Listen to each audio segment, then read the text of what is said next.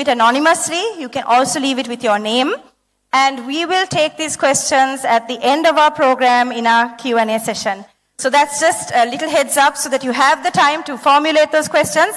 Also, you can put, there's a kind of a thumbs up sign next to some of those questions. And so if you like those questions will be bumped up and will be given more preference. So if you do feel like one of those questions resonates with you, maybe a question that you wanted to ask but has already been asked before, please feel free to like that question, and that question will be given more priority as we move on. And with that, we would now like to talk to you a little bit about the NPP. And for this, I would like to invite Member of Parliament, Dr. Harini Amarasuriya, to set the stage and to also talk about the NPP.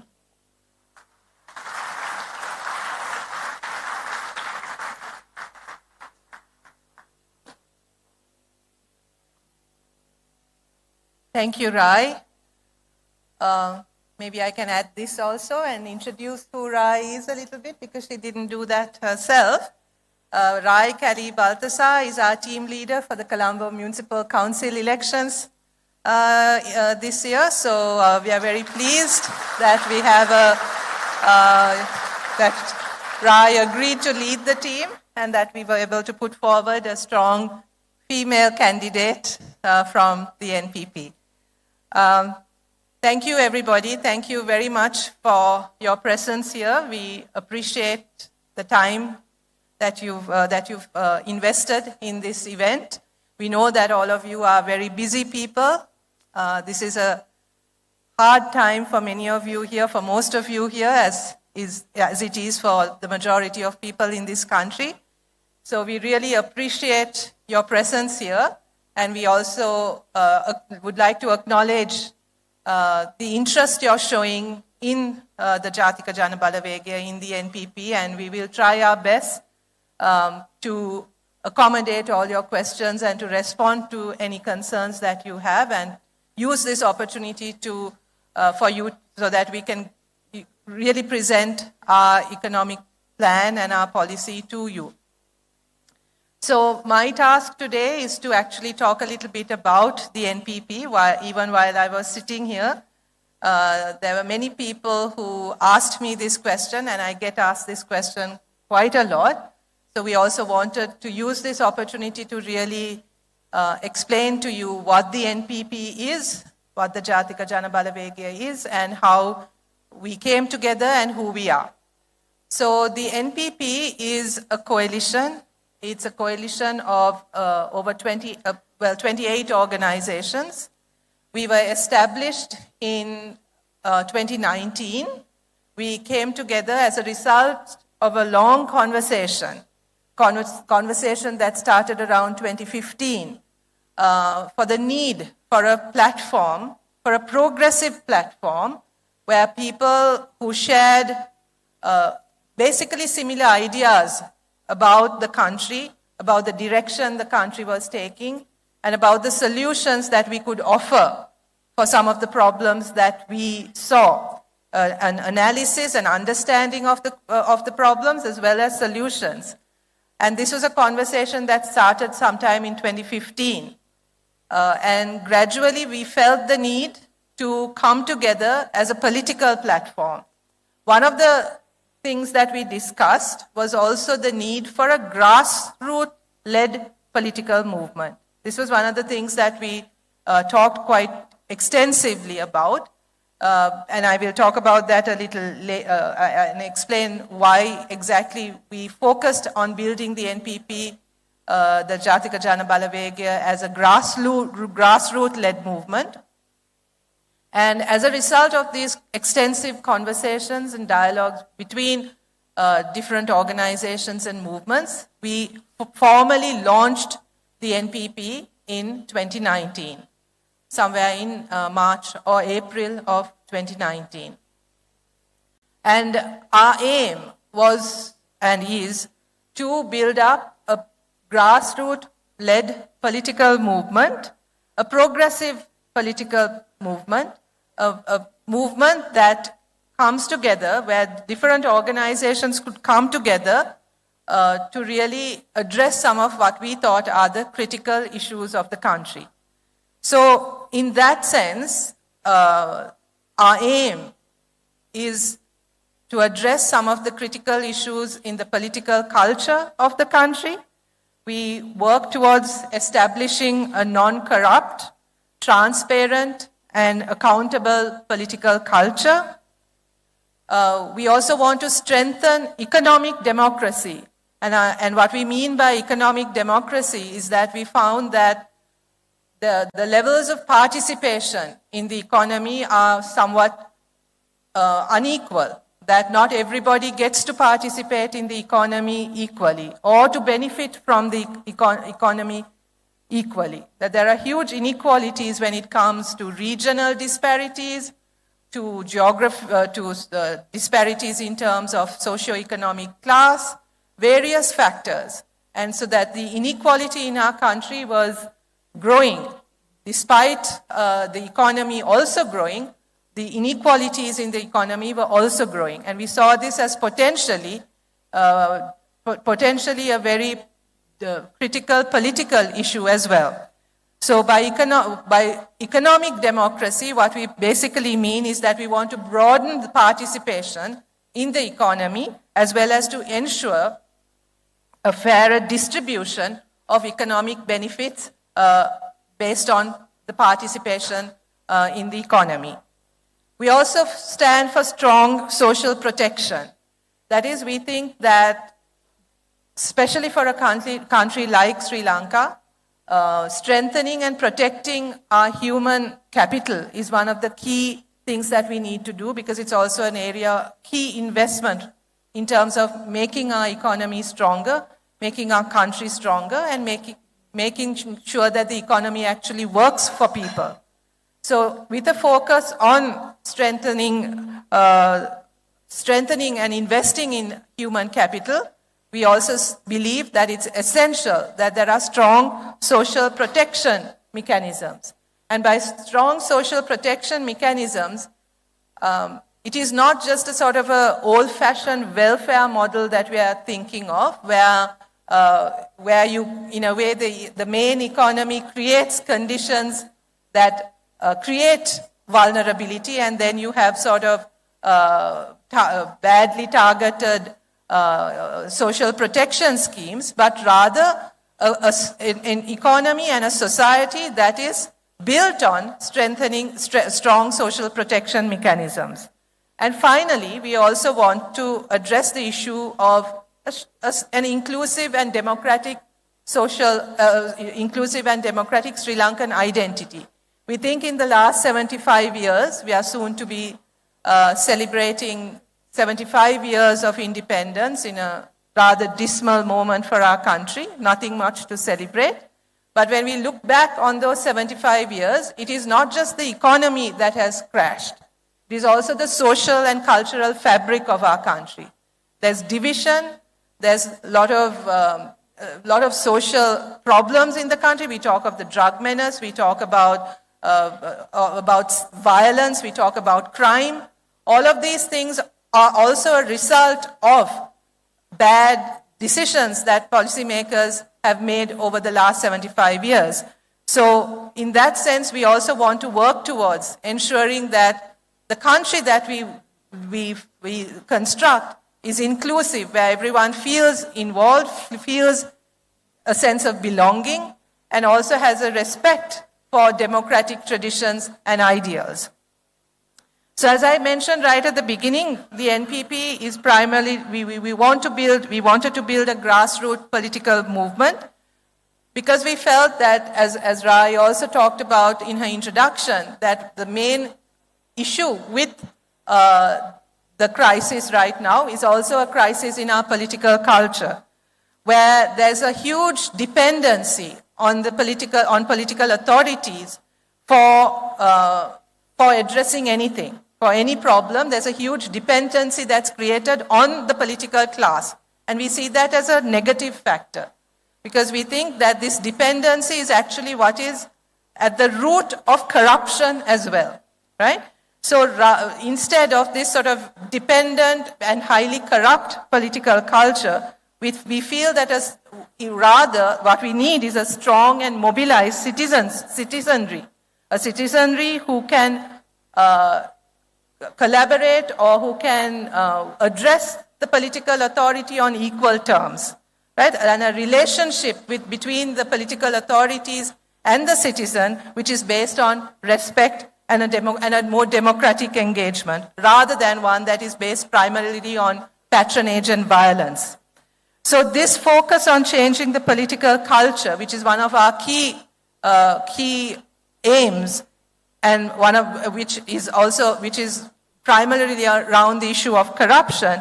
But we don't mean just by corruption, what we mean is not just about financial corruption. It's not just about the commissions that we put into that go into people's pockets. It's also about the corruption that has distorted the policy-making process, where decisions are made based on commissions, based on how much you make out of a project, rather than what is good for the country, what is good for the citizens. So corruption has really gone really deep into our system, where the decision-making process itself has become highly distorted. So finally, I'll say something very brief about the structure of the NPP. The NPP has a steering committee which consists of 2 representatives from each of the organizations and movements that are part of the movement, part of the alliance. So many of you often ask, is the NPP the same as the JVP? We're not. The JVP is also one of the members of the alliance, and they have the equal representation and equal voice in our steering committee. We have an executive council, a national executive council. We also have district level executive councils, and then we have local NPP councils, which we set up over the last 1 year at each electoral division, like at Kottasa Sabha. So at each in each Kottasa electoral division, we have a NPP People's Council as well. මම ඉතාමත්ම කෙටියෙන් සිංහලෙන් වචන කීපයක් කියන්නම්. අපි 2019 ආරම්භ වුණේ ජාතික ජනබලවේගය හැටියට ප්‍රගතිශීලී දේශපාලන ව්‍යාපාරයක අවශ්‍යතාවයක් අපිට දැනුන නිසා තමයි අපි මේ විදියට සංවිධානය වුණේ. දැන් වෙනකොට අපේ ජාතික ජනබලවේගය තුල සංවිධාන 28ක විතර එකමුතුවක් අපි පෙනී හිටින්නේ අදූෂිත විනිවිදභාවය සහ වගවන දේශපාලන සංස්කෘතිය වෙනුවෙනුත් ආර්ථික ප්‍රජාතන්ත්‍රවාදය ශක්තිමත් වන ආර්ථිකයක් වෙනුවෙත් ශක්තිමත් සමාජ ආරක්ෂණයක් සඳහා සහ ප්‍රජාතන්ත්‍රවාදී විනිවිදභාවය විවිධත්වය ගරු කරන ශ්‍රී ලාංකීය අනන්‍යතාවයක් වෙනුවෙන් පෙනී ඉන්න බිම් මට්ටමේ සිට පුරවැසියා ශක්තිමත් කරන දේශපාලන ව්‍යාපාරයක්. ඒ අපේ ව්‍යුහය තුල අපිට මෙහෙයුම් කමිටුවක් තියෙනවා, ජාතික මෙහෙයුම් කමිටුවක්. ඒ මෙහෙයුම් කමිටුව තුල අපේ සංවිධාන එකතුවෙන් දෙන්න ඒ කමිටුවේ ඉන්නවා. ඊට පස්සේ අපිට ජාතික විධායක සභාවක් තියෙනවා. ඒ මෙහෙයුම් කමිටුවෙන් ගන්න ප්‍රතිපත්තිමය තීරණ ක්‍රියාත්මක වෙන්නේ ඒ ජාතික විධායක සභාව තුලින්. දිස්ත්‍රික් විධායක සභා තියෙනවා, ඊළඟට අපේ කොට්ටාස සභා තියෙනවා. ඔය ව්‍යුහය හරහා තමයි අපේ ප්‍රතිපත්ති නිර්මාණය වෙන්නේ, ක්‍රියාත්මක වෙන්නේ. මම හිතන්නේ අද දවස තුල අපේ මාතෘකාව වෙන්නේ අපේ ආර්ථික වැඩපිළිවෙල ගැන. ඉතින් ඒක පිළිබඳව දැන් මම ඊළඟ අපේ ප්‍රසන්ටේෂන් එකට ඉඩ දෙමින් නැවත වතාවක් ඔබ සියලු දෙනාටම ස්තුතිවන්ත වෙනවා ඔබේ කාලය මේ සාකච්ඡාව වෙනුවෙන් වෙන් කිරීම පිළිබඳව. බොහොමත්ම ස්තුතියි. Thank you very much.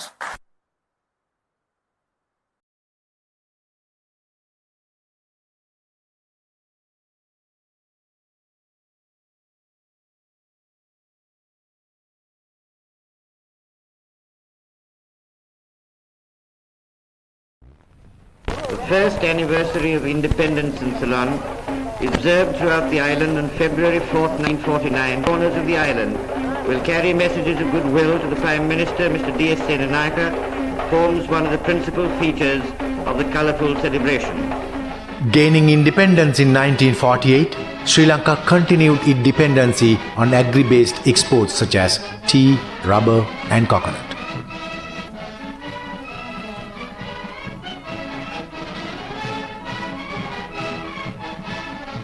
With the introduction of industries such as tire, paper, fabric and dairy, we were able to fulfill our basic requirements.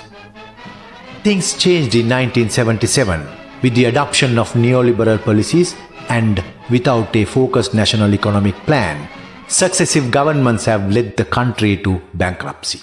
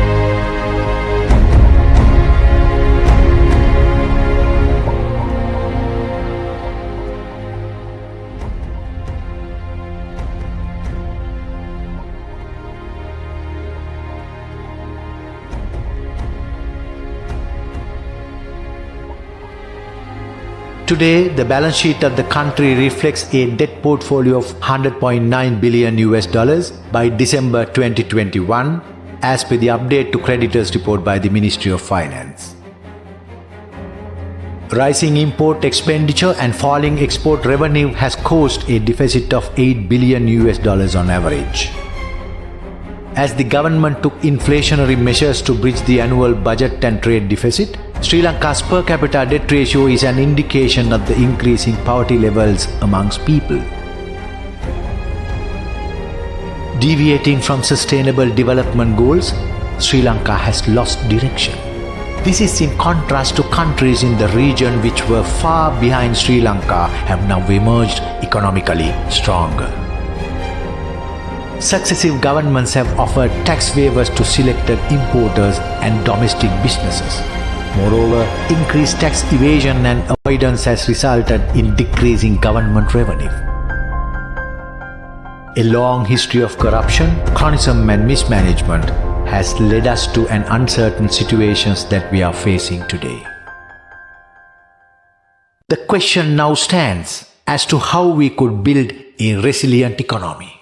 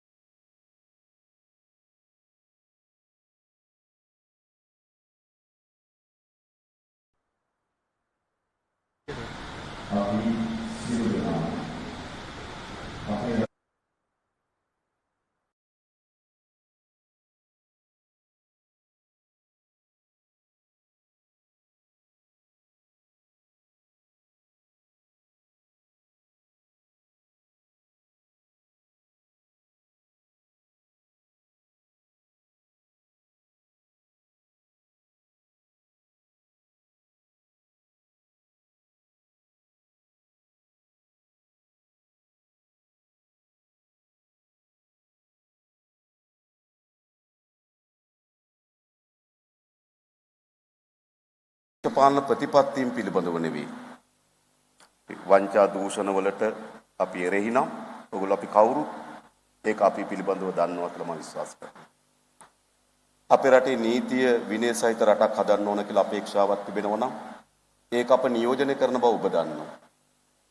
එහෙත් ඔබ බොහෝ දෙනාට අපි පිළිබඳව යම් සැකමුසු තැන් තිබෙන්නේ ආර්ථිකය පිළිබඳව කියලා මම හිතනවා. මොකද්ද තමන්ගේ ව්‍යාපාර වලට වෙන්නේ? තමන්ගේ ආර්ථිකයට වෙන්නේ නේද? ඒ පිළිබඳව මම හිතන්නේ වැඩිපුර යම් සැක සංකා තිබෙනවා. ඒ නිසා මම උත්සාහ කරන්නේ අන්නේ මේ සැක සංකා යම් ප්‍රමාණයකට දුරු කරනව වෙනුවට අපේ ඇත්ත කතාව කියන්නේ. එතකොට ඔබ හිතපු ස්ථාවරය හරිද? අපි ගැන දැකපු විදිය හරිද? අපි තේරුම් ගත්ත විදිය හරිද කියලා තේරුම් ගන්න පුළුවන් වීම. මා ආරම්භයක් ලෙස කිව්වොත් අපේ රටේ විවිධ පැතිවලින් මේ ආර්ථිකයේ කඩාවැටීම අපිට පිළිබිඹු වෙනවා. උද්දමණයෙන් අපිට පිළිබිඹු වෙනවා. ණය ගෙවා ගන්න බැරි රටක් බවට පත්වීමෙන් පිළිබිඹු වෙනවා. රැකියා අහිමි වීමෙන් මේ ඇති වී තිබෙන ආර්ථික කඩාවැටීමට පෙන්눔 කරනවා. ව්‍යාපාර අනිශ්චිතතාවයකට පත්වීමෙන් මේ ආර්ථික කඩාවැටීම අපිට පිළිබිඹු කරනවා. ඒ ගැටලු ඔක්කොගේම අවසන් ප්‍රතිඵලය මොකක්ද? අද අපේ රට මුහුණ දී තිබෙන ප්‍රධානතම මේ සියලු ගැටලු වල අවසන් ප්‍රතිඵලය තමයි ආණ්ඩුවට වියදම් කරන්න රුපියල් නැහැ. රටට වියදම් කරන්න ඩොලර් නැහැ. එවිලත් මම උදාහරණයකට කිව්වොත් මේ 2023 අයවැය ලේඛනයේදී අපේ ණය වාරික ගෙවීම අපි ඇස්තමේන්තු කරලා තිබෙනවා ට්‍රිලියන 2යි. අපේ පොලි වාරික ගෙවීම ට්‍රිලියන 2.2යි. ඒ කියන්නේ මේ 2023 සඳහා අපේ ණය වාරිකේ සහ පොලි වාරිකේ එකතුව ට්‍රිලියන 4.2යි. 2022 රජයට ලැබුණු මුළු ආදායම ට්‍රිලියන 2යි. 2022 රජය උපයා ගන්නා ආදායම ට්‍රිලියන 2ක් වෙනකොට 2023 ණය සහ පොලි වාරිකයේ එකතුව ට්‍රිලියන 4.2යි. ඔබ ව්‍යාපාරික මහත්තුරු හැටියට එහෙම ව්‍යාපාරයක් පවතින්න පුළුවන්ද? එහෙම ව්‍යාපාරයක් පවතින්නත් බෑ. එහෙම සාමාන්‍ය නිවසක් පවතින්නත් බෑ. එහෙම රටක් පවතින්නත් බෑ. ඒක තමයි පළමු අර්බුදේ. මේ ගැටලු වල අවසන් අර්බුදේ. දෙවැනි එක අපිට වියදම් කිරීමට රටට අවශ්‍ය වෙන ඩොලර් ප්‍රමාණය අපි උපයා ගන්න අසමත්. 2021 වාර්තා බැලුවොත් අපේ ආනයන අපනයන අතර පරතරය ඩොලර් බිලියන 8.1යි. ආසන්න වශයෙන් වසරකට අපේ ණය ප්‍රමාණය ඩොලර් බිලියන 6.7යි. ඒ කියන්නේ අපේ බහණ්ඩ අපනයන කිරීම වෙනුවෙන් හා ණය වාරිකය වෙනුවෙන් අපිට වසරකට ඩොලර් බිලියන 14.8ක් අවශ්‍ය අතිරේක වශයෙන්. අපිට ඒක උපයන්න බෑ. එනිසා මේ අර්බුද දෙකට අපි මුහුණ දී තිබෙනවා.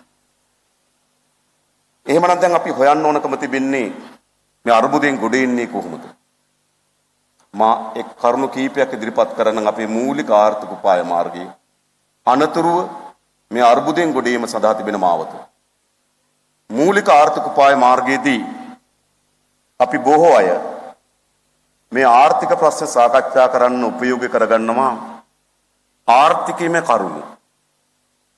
අපි ගත්තු බදු ප්‍රතිපත්ති වැරදි, අපි ගත්තු ආනයන ප්‍රතිපත්ති වැරදි, අපිට තිබෙන සැලසුම් වැරදි වගේ ආර්ථිකම කරුණු උවා දක්වනවා. අපි හිතන්නේ මේ අර්බුදය නිර්මාණය කරන්න ආර්ථික කරුණු ප්‍රධාන වගේම මේ අර්බුදයේ පතුලේ තිබෙන සාධකය අපේ රටේ දේශපාලන සංස්කෘතිය, political culture. මේක තමයි ප්‍රශ්නේ. අපේ රටේ ව්‍යාපෘති බැලුවත්, අපේ රටේ බදු වෙනස් කිරීම ලිහිල් කිරීම දිස බැලුවත්, අපේ රටේ ණය ගැනීම දිස බැලුවත්, අපි රාජ්‍යයන් එක්ක ඇති කරන සබඳතාවයන් දිස බැලුවත්, මේ සියල්ල පිටපස තිබෙන්නේ මොකද්ද? මේ political culture. ඒ නිසා මේ රට ගොඩනගනවා නම් අපිට බේස් එකක් අවශ්‍යයි, අපිට පදනමක් අවශ්‍යයි. අපි ඔබට සහතිකයක් දෙනවා.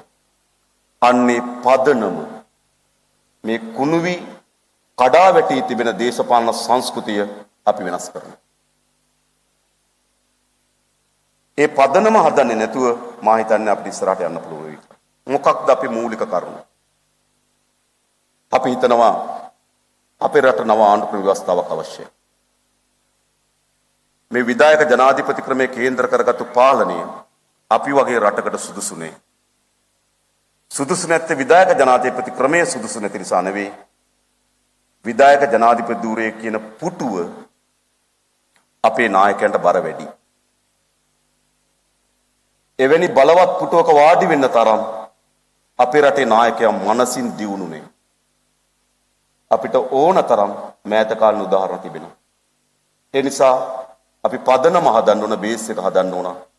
විධායක ජනාධිපති ක්‍රමය අහෝසි කරන නව ආණ්ඩුක්‍රම ව්‍යවස්ථාවක්. අමාත්‍ය ධූර සීමා කරන, മന്ത്രിවරුන්ට පනින්න තියෙන ඉඩකඩ අවුරන, මිනිසුන්ගේ මූලික අයිතිවාසිකම් ශක්තිමත් කරන, සිංහල දෙමළ මුස්ලිම් ජනයාගේ අයිතිවාසිකම් සුරක්ෂිත කරන නව ආණ්ඩුක්‍රම ව්‍යවස්ථාවක් අපේ රටට අවශ්‍යයි. දෙක, අපේ රටේ ආණ්ඩුකරණය අදූෂිතභාවයට ලක් විය යුතුයි. මේ දූෂිතභාවයෙන් ගිලී තිබෙන ආණ්ඩුකරණය අදූෂිතභාවයට අපි ලක් කරනවා. තුන, රටක් දියුණු වෙන්න නම් නීතියේ විධානයේ ආධිපත්‍ය අවශ්‍යයි. අද අපේ රටේ ධනවත් බලවත් අයට එක නීතියකුත්, දුප්පත් දුබල අයට තව නීතියකුත්. ලෝකේ රටක් එහෙම ඉස්සරහට යන්නේ නැහැ. අද අපි කාටත් පුළුවන් සමහර වෙලාවට අධිකරණයේ දිගහැරෙන නඩුව නම කිව්වම තීන්දුව මොකද්ද කියලා කියන්නේ. මා හිතන්නේ ඒක යුක්ති සාගතයි.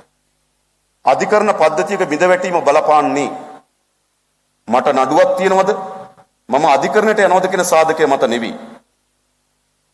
මුළු සමාජයකම පැවැත්ම රඳා පවතින්නේ නීතියේ විධානයේ ආධිපත්‍ය නිසි පරිදි ආරක්ෂා කරගත්තොත් විතරයි. පාරේ වාහනයක් හැප්පුණු අපිට දෙන්නට රියදුරු දෙන්නට පාරේ බැහැලා ගහ ගන්න පුළුවන්. එහෙම නැත්නම් සාම නිලධාරී පොලිසිය හරහා විසඳ ගන්න පුළුවන්. අපිට අසාධාරණයක් වුණොත් එකිනෙකට ගහ ගන්න පුළුවන්. එහෙම නැත්නම් අධිකරණයට ගිහලා විසඳ ගන්න පුළුවන්. අපි තෝරාගන්න ශිෂ්ට සම්පන්න මාවත වෙන්න ඕනකම තිබෙන්නේ කුමක්ද? පාරේ ගහ ගන්න එක නෙවෙයි.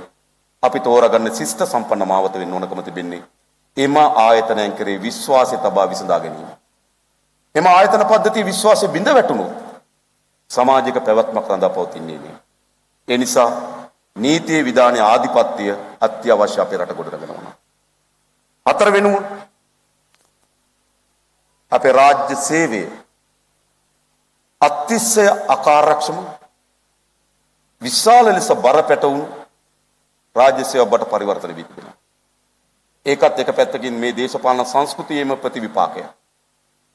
අපි අහලා තියෙන 70 දශකයේ මුල් භාගයේ අපේ රට ඉතාමත් ශක්තිමත් රාජ්‍ය සේවයක් තිබුණ මේ ආසියාවේ. හැබැයි රාජ්‍ය සේවය බිඳ වැටෙන්න හේතු උනේ මේ දේශපාලන සංස්කෘතිය විසින්. මොකද කරේද?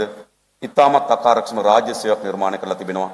අපේ රට ගොඩනගනවා නම් අන්නෙවෙනි කාර්යක්ෂම රාජ්‍ය සේවයක් අපිට අවශ්‍යයි. පස්වෙනුව ලෝකේ රාජ්‍යයන්ගේ පිළිගැනීමට භාජනය වූ රාජ්‍යයක් අවශ්‍යයි. අපේ රට ලෝකේ රාජ්‍යයන්ගේ පිළිගැනීමට අද භාජනය වෙලා නැහැ. ලෝකේ සියලු ආයතන, ජාත්‍යන්තර මූල්‍ය අරමුදල, ලෝක බැංකුව, මානව හිමිකම් කොමිෂන් එක, ඇමරිකන් එක්සත් ජනපදයේ සෙනෙට් සභාවේ විදේශ සබඳතා පිළිබඳ කමිටුව, මේ සියල්ල ලංකාව පිළිබඳ දෙන වාර්තා ඇවිල්ලා කළු වාර්තා. එනිසා අපේ රට ගොඩනගනවා නම් ජාත්‍යන්තරයේ ඉදිරියේ පිළිගන්නා රාජ්‍යයක් බවට මේ රට පරිවර්තන විය යුතුයි. 6 වෙනුව සිංහල දෙමළ මුස්ලිම් බර්ග මැලේ ජාත කොට්ටාසෙන් ජීවත් වෙනවා. සිංහල දෙමළ කියලා ප්‍රධාන භාෂාවන් දෙකක් කතා කරනවා. හින්දු ධර්මයේ, ඉස්ලාම් ධර්මයේ, බුද්ධ ධර්මයේ, කතෝලික ධර්මයේ කියලා, ක්‍රිස්තුණු ධර්මයේ කියලා ආගම් අතරක් අතර රටක් තිබෙනවා. අන්නේ ජනතාව ඇතුලේ සමගිය නිර්මාණය කිරීමෙන් තොරව අපේ රට අනාගතයක් නෑ. මෙන්න මේ බේස් එක, මේ පදනම අවශ්‍යයි මේ රට ගොඩනගන්න නම්. අපිට ආර්ථික කරුණු පිළිබඳ අපිට විවාද තියෙන්න පුළුවන්. ඔබලා දකින ආකාරය අපි දකින ආකාරය අතර වෙනස්කම් තියෙන්න පුළුවන්. අපි කියන දේ වැරදි වෙන්න පුළුවන්, ඔබ කියන දේ හරි වෙන්න පුළුවන්. ඔබ දකින විදිය වැරදි වෙන්න පුළුවන්, අපි දකින විදිය හරි වෙන්න පුළුවන්. ඒ ආර්ථික කරුණු පිළිබඳ අපිට විවාදයක් තියෙන්න පුළුවන්. හැබැයි මා කියන්නේ යටකී කරුණු 6 පිළිබඳව අපි කාටවත් විවාදයක් නැහැ. ඒ මූලික කරුණු 6 ස්ථාපිත කිරීමෙන් තොරව දියුණු සංවර්ධිත ලස්සන රාජ්‍යයක් කවුරුත් බලාපොරොත්තු වෙන්නේ නැහැ. අන්නේ දේශපාලන වෙනස ජාතික ජනබලවේගයේ පාලනයක් ඇතුළේ සිදු කරනවා. ඒක තමයි දේශපාලකයන් හැටියට අපිට පැවරී තිබෙන කාර්යභාරය. ඊළඟ ආණ්ඩුවක් ලෙස අපි මේ ආර්ථිකයේ මූලික වශයෙන් ගත්තොත් මේ අර්බුදයෙන් ගොඩ ඒම සඳහා රටට අවශ්‍ය පදනමක් තිබෙනවා වගේම ආර්ථිකයට පදනමක් අවශ්‍යයි.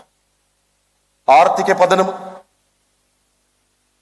ඔබට රාජ්‍යයෙන් හෝ රාජ්‍ය ආයතනයන් විසින් හෝ යම් සේවයක් ලබාගත හැකි නම් ඒ සේවය කාර්යක්ෂම කිරීමත් ඒ සේවය දේශපාලන හිතවත්කම් බැඳීම් ඥාති මිත්‍රාදී මත නෙවෙයි ඇත්ත නිවැරදි කරුණු මත ඉටු වෙන තත්ත්වයක් අපිට නිර්මාණය කරනවා. ඒක අවශ්‍යයි. ඊළඟ ගත්තොත් විශේෂම ගත්තොත් බදු ගෙවීමේදී රේගුවේදී මේදී ආදී ආයතනවලදී අවශ්‍ය වෙන පිරිසුදුභාවය අපි නිර්මාණය කරලා දෙන්න. හැම කෙනාටම යම් ව්‍යාපාරයක් පිළිබඳව යම් ආයෝජනයක් පිළිබඳව හැම කෙනාටම තියෙන සත්සියලු තොරතුරු වලට ප්‍රවිෂ්ඨ වීමේ සාධාරණ අයිතිය අපි හදන්නවා. අද අපේ රටේ ආණ්ඩු පාලනයේදී බොහෝ තොරතුරු සංගවා කීප දෙනෙක් අතර තමයි මේ තොරතුරු ගවේෂණය වෙන්නේ. වමාරු වෙන්නේ. එනිසා වුන් අත තමයි ආර්ථික විශාල පංගුවක් රඳා පවතින්නේ. ඒ වෙනුවට සියලු දෙනාට සාධාරණ ලෙස ප්‍රවිෂ්ඨ වීමට අවශ්‍ය වෙන තොරතුරු ටික අපි සම්පාදනය කරලා දෙන්න. ඔබට ඕනෑම ආයෝජකයෙකුට ව්‍යාපාරිකයෙකුට යම් ආයෝජනයක් පිළිබඳව යම් ව්‍යාපාරයක් පිළිබඳව තොරතුරු සාධාරණ ලෙස සමාන ලෙස ප්‍රවිෂ්ඨ වීමේ අයිතිය රාජ්‍යයක් හැටියට අපි තහවුරු කරන්න. ඒ තමයි ආර්ථිකය ගොඩනැගීම සඳහා අවශ්‍ය මූලික පදනම. ඊට පස්සේ අපි හිතනවා අපේ ආර්ථිකයේ මූලික වශයෙන් අපි පිළිගන්නා උපාය මාර්ගය අපේ රටේ භාණ්ඩ හා සේවා නිෂ්පාදන ඉහළ යා යුතුයි. 1. 2. භාණ්ඩ හා සේවා නිෂ්පාදනයේ ජනතාව හවුල් විය යුතුයි. මා එහෙම කියන්නේ මොකවත් නිසා නෙවෙයි. අද අපේ රටේ ජාතික ධනයෙන් 36ක් උත්පාදනය කරන්නේ බස්නාහිර පළාත. අපේ රටේ ජාතික ධනයට උතුරු මැද පළාතේ දායකත්වයේ 5%යි. වයඹ පළාතේ දායකත්වයේ 9%යි. ආර්ථිකයට ජනතාව හවුල් වෙන ප්‍රමාණයට තමයි ආර්ථිකේ ප්‍රතිලාභයේ ජනතාවට ගලාගෙන යන්නේ. ආර්ථිකයට ජනතාව හවුල් වෙන්නේ නැත්නම් ආර්ථික ක්‍රියාකාරීත්වය ජනතාව සම්බන්ධ වෙන්නේ නැත්නම් ආර්ථිකේ ප්‍රතිලාභ එම ජනතාවට ගලාගෙන ඉන්නේ නැහැ. එනිසා මොකද සිද්ධ වෙන්නේ? ඒ ජනතාවගේ ජීවිතේ පවත්වාගෙන යාම වෙනුවෙන් සහන ආධාර ක්‍රම අනුගමනය කළ යුතු තිබෙනවා. ඇයි සමෘද්ධිය 1994 සිට අවුරුදු 30කට ආසන්න කාලයක් ඇයි සමෘද්ධිය ක්‍රියාත්මක කරන්න සිදු වී තිබෙන්නේ? ග්‍රාමීය දුප්පත් ග්‍රාමීණ ජනතාවට ආර්ථිකයේ පංගුකරුවන් ලෙස සම්බන්ධ වෙන්න අවස්ථාවක් නෑ. ආර්ථිකයට උන් සම්බන්ධ වෙන්න අවස්ථාවක් නැත්නම් ආර්ථිකයේ ප්‍රතිලාභ ඔවුන්ගේ අතට ගලාගෙන ඉන්නේ නෑ.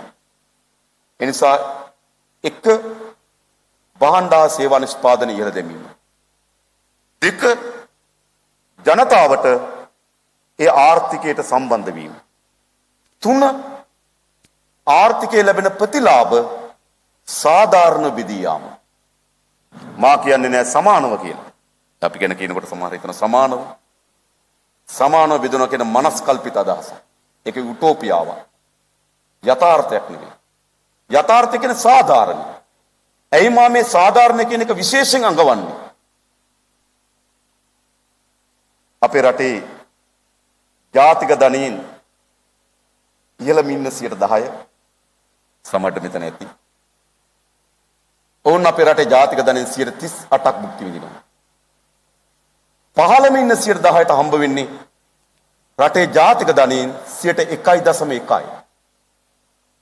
සාධාරණ. අපි මිනිසෙක් හැටියට ඉපදිලා අපි දීර්ඝ කාලයක් ජීවත් වෙන්නේ නැහැ. අවුරුදු 80ක් 70ක් නේ කෙටි කාලයක තුල අපි මිය යනවා. ඒ කාලය තුළත හැම පුරවැසියෙකුටම තමන්ගේ ජීවිතයේ මූලික වමනාවන් ඉටු කිරීමට සමත් වෙන ආදායම් මාර්ගයක් නොලැබිය යුතුද? මා කියන්නේ එවැනි විශාල ආර්ථිකයේ පරස්පරතාවයක් මොකද්ද? විෂමතාවයක් තිබෙනවා නම් ඒ සමාජය කවදාවත් ස්ථාවර වෙන්නේ නැහැ. ආර්ථික විශාල මා කිව්වේ 38යි 1.1%. එවැනි විශාල පරතරයක් තියෙන රටක සමාජය කවදාවත් ස්ථාවර සමාජයක් බවට පරිවර්තන වෙන්නේ නැහැ. ගැටුම්, එනකොටා ගැනීම, මත්ද්‍රව්‍ය, සුරාසූදුව මේ සියල්ලන්ට බැහැවුණු සමාජයක් බවට පරිවර්තන වෙනවා.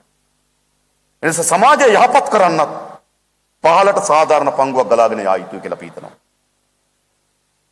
මේක තමයි අපේ ආර්ථිකයේ මූලික පදනම. භාණ්ඩ සහ සේවා නිෂ්පාදනය ඉහළ දැමීම, නිෂ්පාදනයට ජනතාව සම්බන්ධ කර ගැනීම, නිෂ්පාදනයේ සාධාරණ පංගුවක් ජනතාවට ගලාගෙන යාම. මේක අපි කරන්නේ කොහොමද? අරගෙන දෙනවද? නෑ. එක අපි භාණ්ඩ සේවා නිෂ්පාදනය ඉහළ දමනවා නම් අපි අපේක්ෂා කරනවා කරුණු කීපයක්. පළමු එක තමයි අපේ රටේ අද සුළු හා මධ්‍ය පරිමාණ ව්‍යවසායකයා ගමන් කරමින් තිබෙන්නේ ඉවට. ලෝකේ ඉවට ගමන් කරපු යුගයක් තිබුණා. මම හිතන අපේ රටේ තව අද ගත්තත් බොහෝ අය තමන්ගේ 100 පටන් ගත්ත ව්‍යාපාර ඉස්සරහට ගෙන යන එකක් තියෙනවා. වැඩිපුර ගත්තොත්. නව ව්‍යවසායකයෙක් හැදෙන්නේ කොහොමද? තමන්ගේ 100 බිස්කට් හදන්න ගියා නම් මුණුබුරත් බිස්කට් හදනම හදන්න ගියා. තමන්ගේ 100 හොටෙල් කර්මාන්තයට ඇතුළු වුණා නම් මුණුබුරත් හොටෙල් කර්මාන්තෙ දිනවා. වැඩිපුර අපේ රටේ ව්‍යාපාර පවතින්නේ ඒක. ඇයි? නව ව්‍යවසායකකට බයයි. නව ආයෝජනයකට බයයි. ඇයි? අපි ව්‍යාපාර ආයෝජනය කරන්නේ ඉවට. ලෝකේ ඉවට ගමන් කරපු කාලේ අවසන් මතක තබා ගන්න. ඒක මීට දශක ගණනාවකට පෙර ලෝකේ ගමන් කරේ ඉවට. අද ලෝකේ ගමන් කරන්නේ ඉවට නෙවෙයි.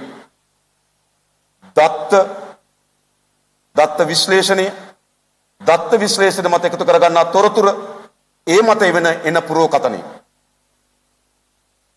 අද අපේ ව්‍යාපාරයකට එහෙම එකක් තියනවද මම අහනවා.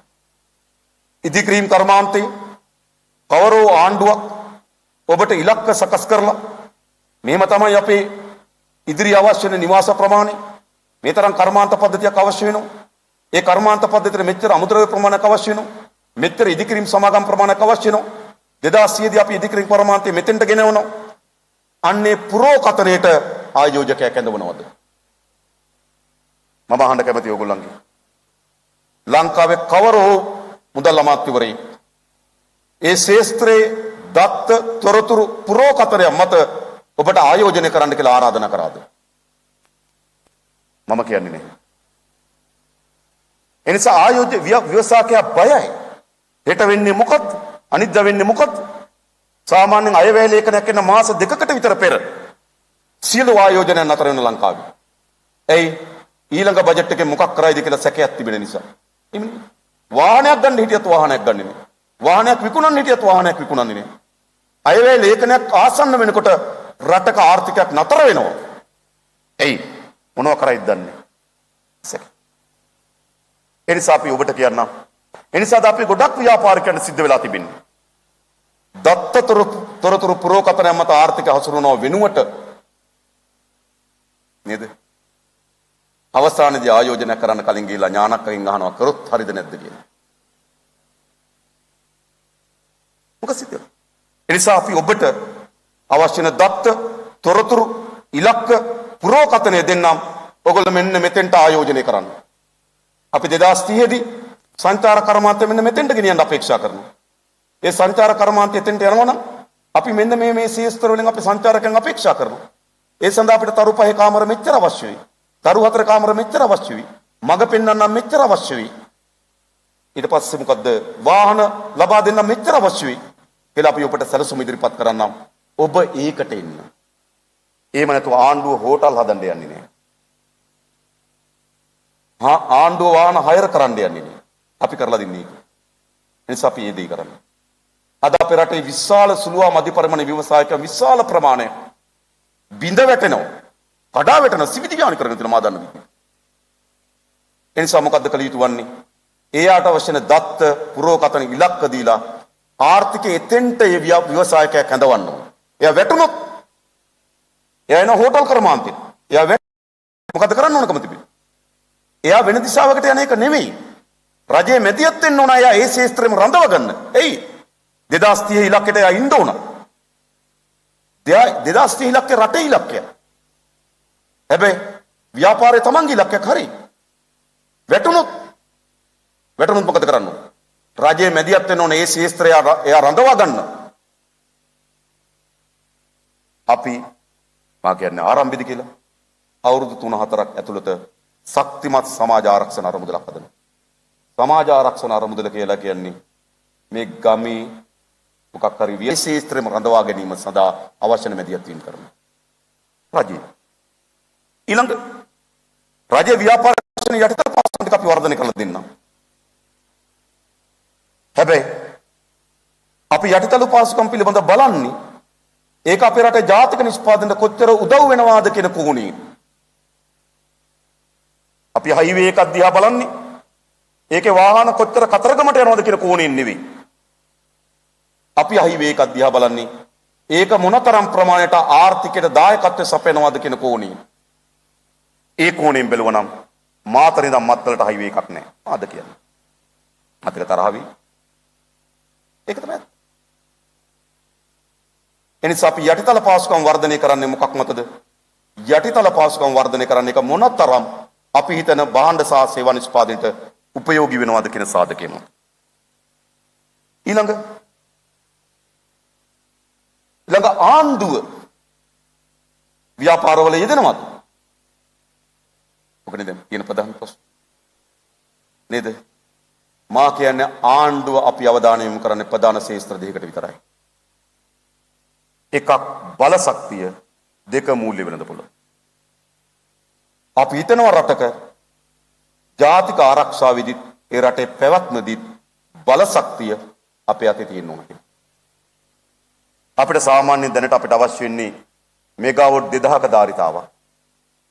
මෙගාවොට් 2000ක ධාරිතාවක් කියන්නේ කුඩා සමාගමකට අත්පත් කරගන්න පුළුවන්. දැන් දේශපාලන ආර්ථික සියල්ල මේ වන්නේ ඔවුන් විසින්. එනිසා බල ශක්ති ක්ෂේත්‍රය පිළිබඳ අපි විශාල අවධානයක් යොමු කරනවා. විශේෂයෙන්ම දැන් එන වින් පවර් අපි කිසිසේත්ම කැමති නැහැ විදේශික ආයෝජකයෙකුට දෙන්න.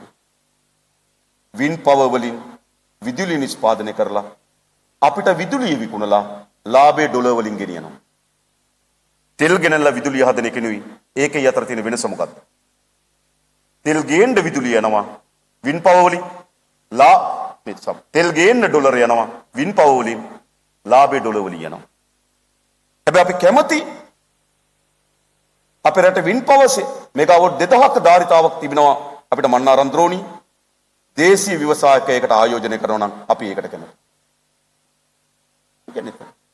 එනිසා අපි මූල්‍ය පද්ධතියත් ඊපස්සේ මොකද්ද බලශක්ති ශේත්‍රයත් පිළිබඳ විතරයි අපි අවධානය යොමු කරන්නේ. අනිත් ඒවා පිළිබඳ අපි කතා කරමු. කොහොමද කරන්නේ මොකද්ද කරන්නේ නේ? හැබැයි මේ ශේත්‍රය පිළිබඳ අපි දැඩි අවධානයක ඉන්නේ. ඔක තමයි අපේ නිෂ්පාදන ක්‍රියාවලියට අපේ දායකත්වය. ඊළඟ වෙළඳපොළ කොහොමද අපි හසුරුවන්නේ? මට මතකයි පහුගිය දවස්වල හාල් ගණන් යනකොට කැබිනට් මණ්ඩලයේ කැබිනට් පත්‍රිකාවක් දැම්මා හාල් මෝල් 10ක් දාන්න. වෙලාවට ඒ කුසකර්ම ඇමති ගෙදර ගියේ නැත්නම් තවත් බරක්. කුසකර්ම ඇමති විතරක් නෙවෙයි ජනාධිපතිවරයා. අපි එතනනේ. අපේ වෙළඳපොලේ වගකීම මොකද්ද තියෙන්නේ? වෙළඳපොලේ අපිට තියෙන වගකීම තමයි පාරිභෝගිකයන් ගුණාත්මකවත් සාධාරණ මිලකටත් අඛණ්ඩවත් භාණ්ඩ හා සේවා ලබා දීම. ඒක තමයි අපි ඒක තමයි රජය අරමුණ. ගුණාත්මකවත් අඛණ්ඩවත් සාධාරණ මිලකටත් පාරිභෝගිකයාට භාණ්ඩ හා සේවා ලබා දීම තමයි රජයට තියෙන බැඳීම වගකීම. ඒ වගකීම අපි ඉටු කරන්නේ කොහොමද? අපි ආකාර හතරක් ගැන කල්පනා කරලා තියෙනවා. එක ඔයගොල්ලෝ අපිට 100% එකඟ වෙන තරඟකාරීත්වය. තරඟකාරීත්වය. අපිට වෙළඳපොලේ අඛණ්ඩවත් ගුණාත්මකවත් සාධාරණ මිලකටත් තරඟකාරීත්වයෙන් සමහර දේ ලබා දෙන්න පුළුවන්. අපි පිළිගන්නවා. දෙක නියාමනයේ සමහර ශේෂ්ත්‍ර නියාමන අධිකාරීන් හරහා අපිට බහණ්ඩ හා සේවා මා යටකී කරුණු අනුව ගුණාත්මකවත් නේද අඛණ්ඩවත් සාධාරණ මිලකටත් ලබා දෙන්න පුළුවන් නියාමන ක්‍රියාවලියක් කරා. તો සමහර ශේෂ්ත්‍ර අපි නියාමන ක්‍රියාවලියකට. තුන සමහර ක්ෂේත්‍ර සංවිධානය කිරීම. උදාහරණයක් ඇටියට ගත්තොත් අපි වීසා සහල් වෙළඳපොළ. වීසා සහල් වෙළඳපොළේ විකෘතියක් තිබෙනවා. වී මිල අඩු වෙලා හාල් මිල අඩු වීම අපිට පිළිගන්න පුළුවන්. මොකද වී වලින් තමයි හාල් හදන්නේ. වී මිල වැඩි වෙලා හාල් මිල වැඩි වෙන එකක් පිළිගන්නත් පුළුවන්. වී වලින් හාල් හදන්න. හැබැයි වී මිල අඩු වෙලා හාල් මිල වැඩි වෙනවා නම්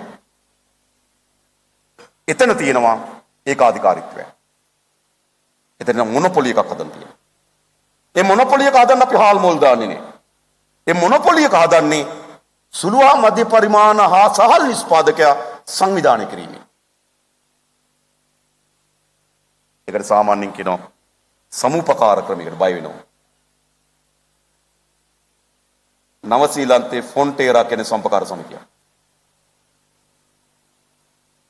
ඉන්දියාවේ ප්‍රධානම කිරි කර්මාන්තය අමූල් කියන්නේ සම්පකාර සමිතිය. පෞගේදා ඉන්දියාවෙන් නැනෝ පොහොර ගෙනාවේ ගොවි සමිතියකින්. ගොවි සමුපකාර සමිතියකින්.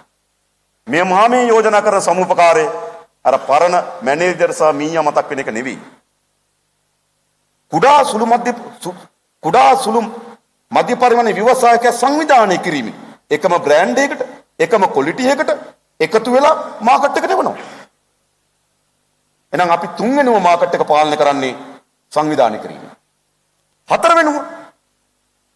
හතරවෙනුව අපි පාලනය කරන්නේ රාජ්‍ය යම් පංගුවක් ඉසිලීමේ. ඒක තමයි මා කිව්වේ බලශක්ති සහ මූල්‍ය.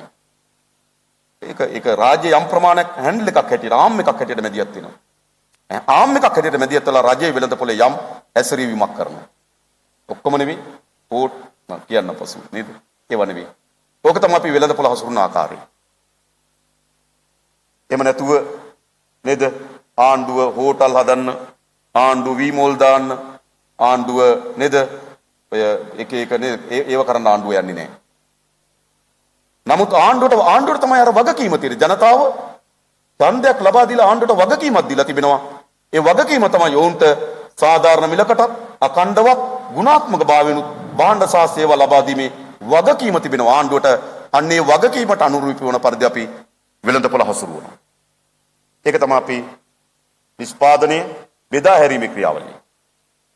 ඊළඟ කොහොමද මම කියපු අර සාධාරණ පංගුවක් ගලාගෙන ඉන්නේ කොහොමද? පහලට. කොහොමද ගලාගෙන ඉන්නේ?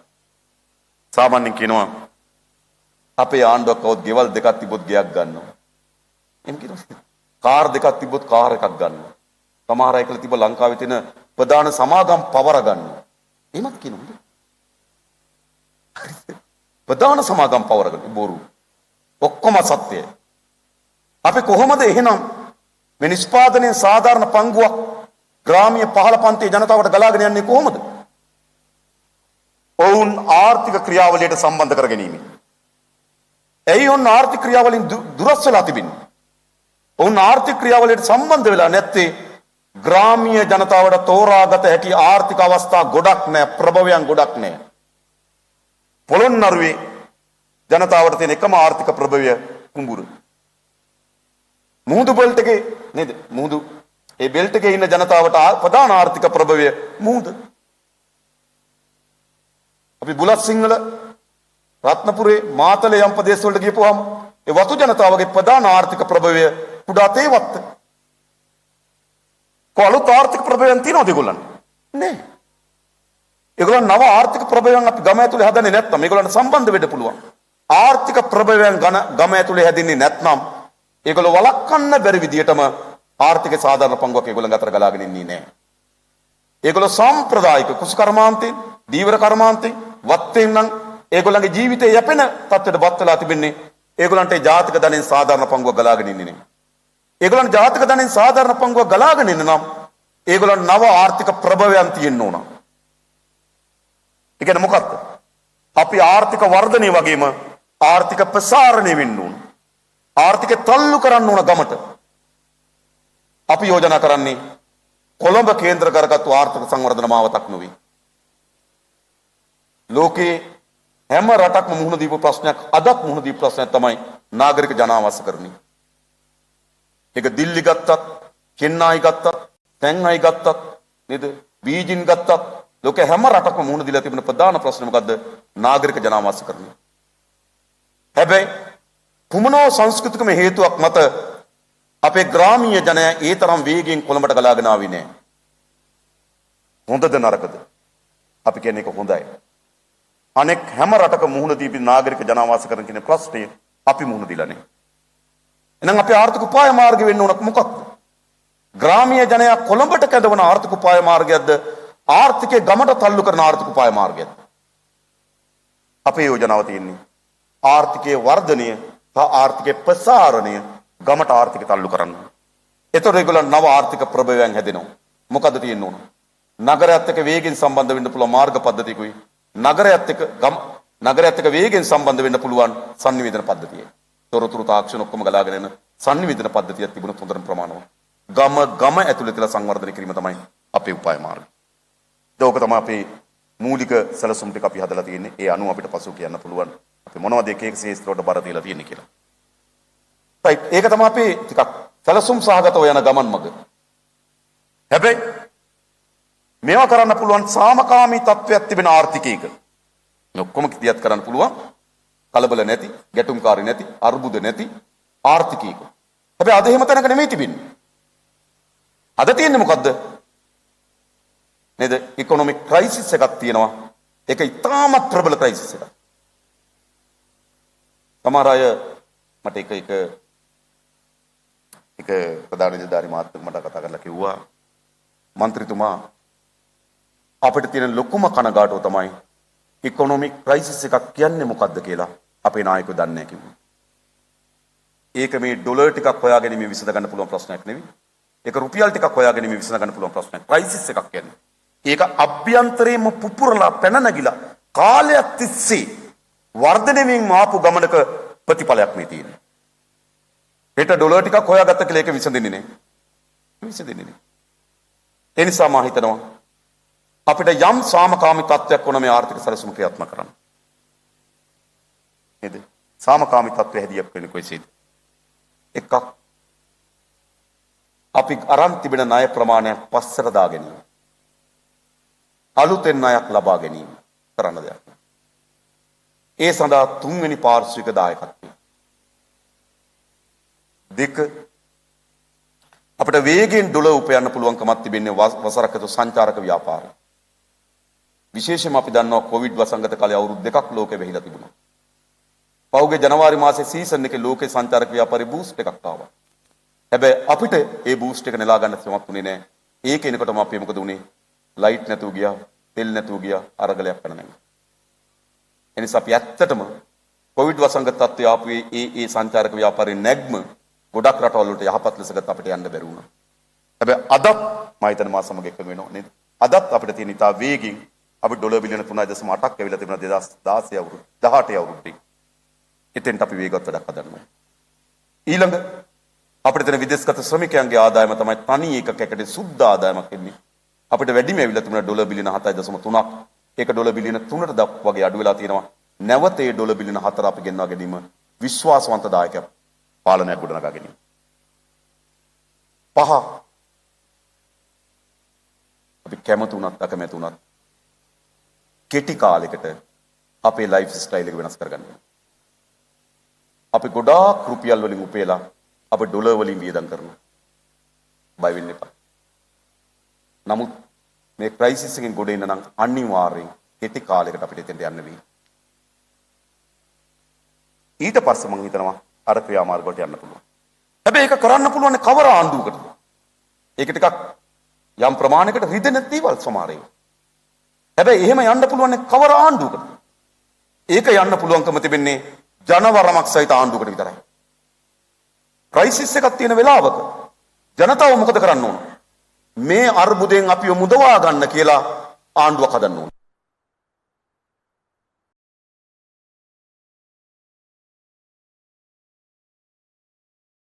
ආණ්ඩුවට විරාම කාලයක් දෙන්න. අන්නේ කාලය තුළත විතර අපිට මේක සමනය කරගන්න පුළුවන්කම තිබෙනවා. ජනවරමක් නැති අපි මේ ඡන්දයක් පිළිබඳ වැඩිපුර අවධානය යොමු කරන්නේ අපේ බලය පිළිබඳ සාධකේ නෙවෙයි. අපි විශාල ලෙස අවධානය යොමු කරන්නේ ලෝකේ වට්ටපු අය ගොඩ අරගෙන නැහැ. වට්ටපු අයට ගොඩ ගැනීම සඳහා සමාජයට විශ්වාසය හදන්න බෑ. මේකෙන් ගොඩ එන්න තියෙන කොහොමද? රජය නෙවෙයි, රජය පමණක් නෙවෙයි. රජයේ ව්‍යවසායකය, පොදු ජනතාව, දීවරය, කම්කරුව, විදේශගත ශ්‍රමිකය, විදේශගත ධනිය තියෙන ශ්‍රී ලාංකිකය, විදේශගත රාජ්‍යයන් මේ ඔක්කොම යම් ප්‍රමාණයකට එකට කෙටි කාලයක් වැඩ කරොත් විතර අපිට මේ අර්බුදෙන් ගොඩ එන්න පුළුවන්කම තිබෙනවා. ඒක එක මිටකට ගේන්න පුළුවන්කම තිබෙන්නේ කොහොම මොකක් වුණොත්? ජනතාවගේ කැමැත්තෙන් පාලනය ගොඩනගාගත්තොත් විතරයි. ජනතාවේ ආණ්ඩුව ගොඩනගාගන්නේ මොකක් වෙනුවෙන්ද? මේ ඇති වී තිබෙන අර්බුදයෙන් විසඳා ගැනීම සඳහා තමයි මේ පාලනය ගේන්නේ. එතකොට ජනතාව පොදුවේ ඒ පාලනයට යම් කාලයක් ලබා දෙනවා. අන්නේ කාලය තුළ තමයි මේ ප්‍රශ්න විසඳිය හැකි වන්නේ. එහෙම නැතුව ජනතාවගෙන් විතන් වූ පාලනයකට ඔබ දන්නවා දැන් පේ ටැක්ස් එක නේද? ජනතාවගෙන් විතන් වූ පාලනයකට ඒ ටැක්ස් එක ගන්න බෑ. සාධාරණයි. ඒ අසාධාරණ වෙයි. ආර්ථිකේ වට්ටලා ආර්ථිකේ විනාශ කරලා විනාශ කරපු අය පොත් ලියන ගමන් මෙයාගේ පඩියට ගන්නවා. සාධාරණයි. ඒක කොහොම සාධාරණයි? කවුද ඒක දරාගන්නේ? ඒ නිසා තමයි මා කියන වැට්ටීමට අවුල් වූ අයට ගොඩ ගන්න ලෝකේ කවුරුත් ගොඩ අරන්නේ. වට්ටපු පාලකයා වට්ටපු රට ගොඩ අරන්නේ. වට්ටපු පාලකයාට ජනතාවගේ විශ්වාසය ගොඩ නගා ගන්න බෑ. ගොඩ අරන් තියෙන්නේ ජනතාවගේ නව ජනවරකින් ගොඩ නැගෙන පාලනයක විතරයි. කැමතුණත් අකමැතුණත් මේ ක්‍රියාදාම අපිට එතන තමයි කෙලවර කරගෙන තියෙන්නේ. ඒ නිසා මා කිව්වේ එකක් මේ අර්බුද තත්ත්වය අනුව අපි කොහොමද තියෙන පාර, දෙක අර්බුදයේ සමනය වුණාට පස්සේ අපේ තියෙන ආර්ථික උපාය මාර්ගය. මේක තමයි ඉතින් මූලික වශයෙන් අපේ තියෙන කරුණු දැක්වීම. ඊට පස්සේ අපිට පුළුවන් වැඩි කාලයක් අරගෙන තව ගැටලු අදහස් නේද ඕන එකට විවෘතයි. ඒ නිසා මම දැන් අතර වෙන්න. බොහොම ස්තුතියි හැම දිනකටම.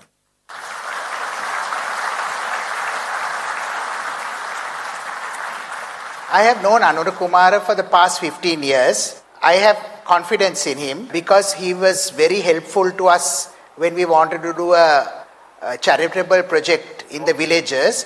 He helped us as minister to obtain land, and he did a marvelous job. And he was always encouraged because we are in the field of agriculture, and he always encouraged us, and they were never envious of the private sector. So we felt very confident, and it's during their period that they gave a tax holiday for agriculture, which they didn't charge any income tax on agricultural income. Whenever they passed our plantation, he and his team always said how well we maintain our plantation. So from that I got the confidence that the NPP or the JVP at that time were not against the private sector. I think it's a good combination because they have got in more professionals. They are open to new ideas, especially from professionals and the private sector. And I think they will be always guided by good professionals and people of standing. And as they are a new organization, they are determined to succeed after seeing the failures. In the past, we have been told the private sector will be the engine of growth. I think they will be the rocket. Because once you have good governance, law and order, the country will take off, and not only that, there will be foreign investors as well as local investors will have no fear of giving bribes or taking commissions.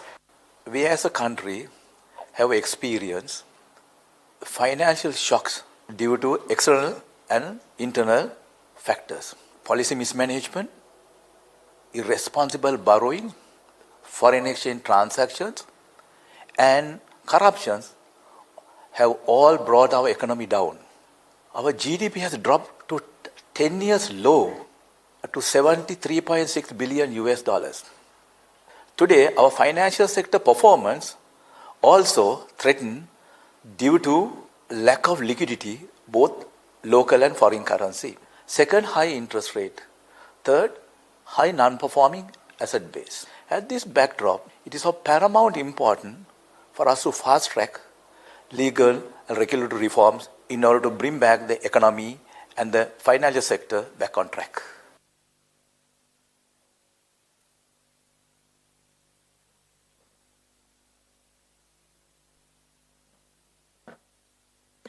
It's evident that the business community is looking forward to change, and a shift in system is necessary for the survival of our economy. And we know with certainty, and this is why we say this with so much confidence, that the Jatika Janabalava, led by Anura Kumara Disanayake, is the only party that is truly able to make this change possible.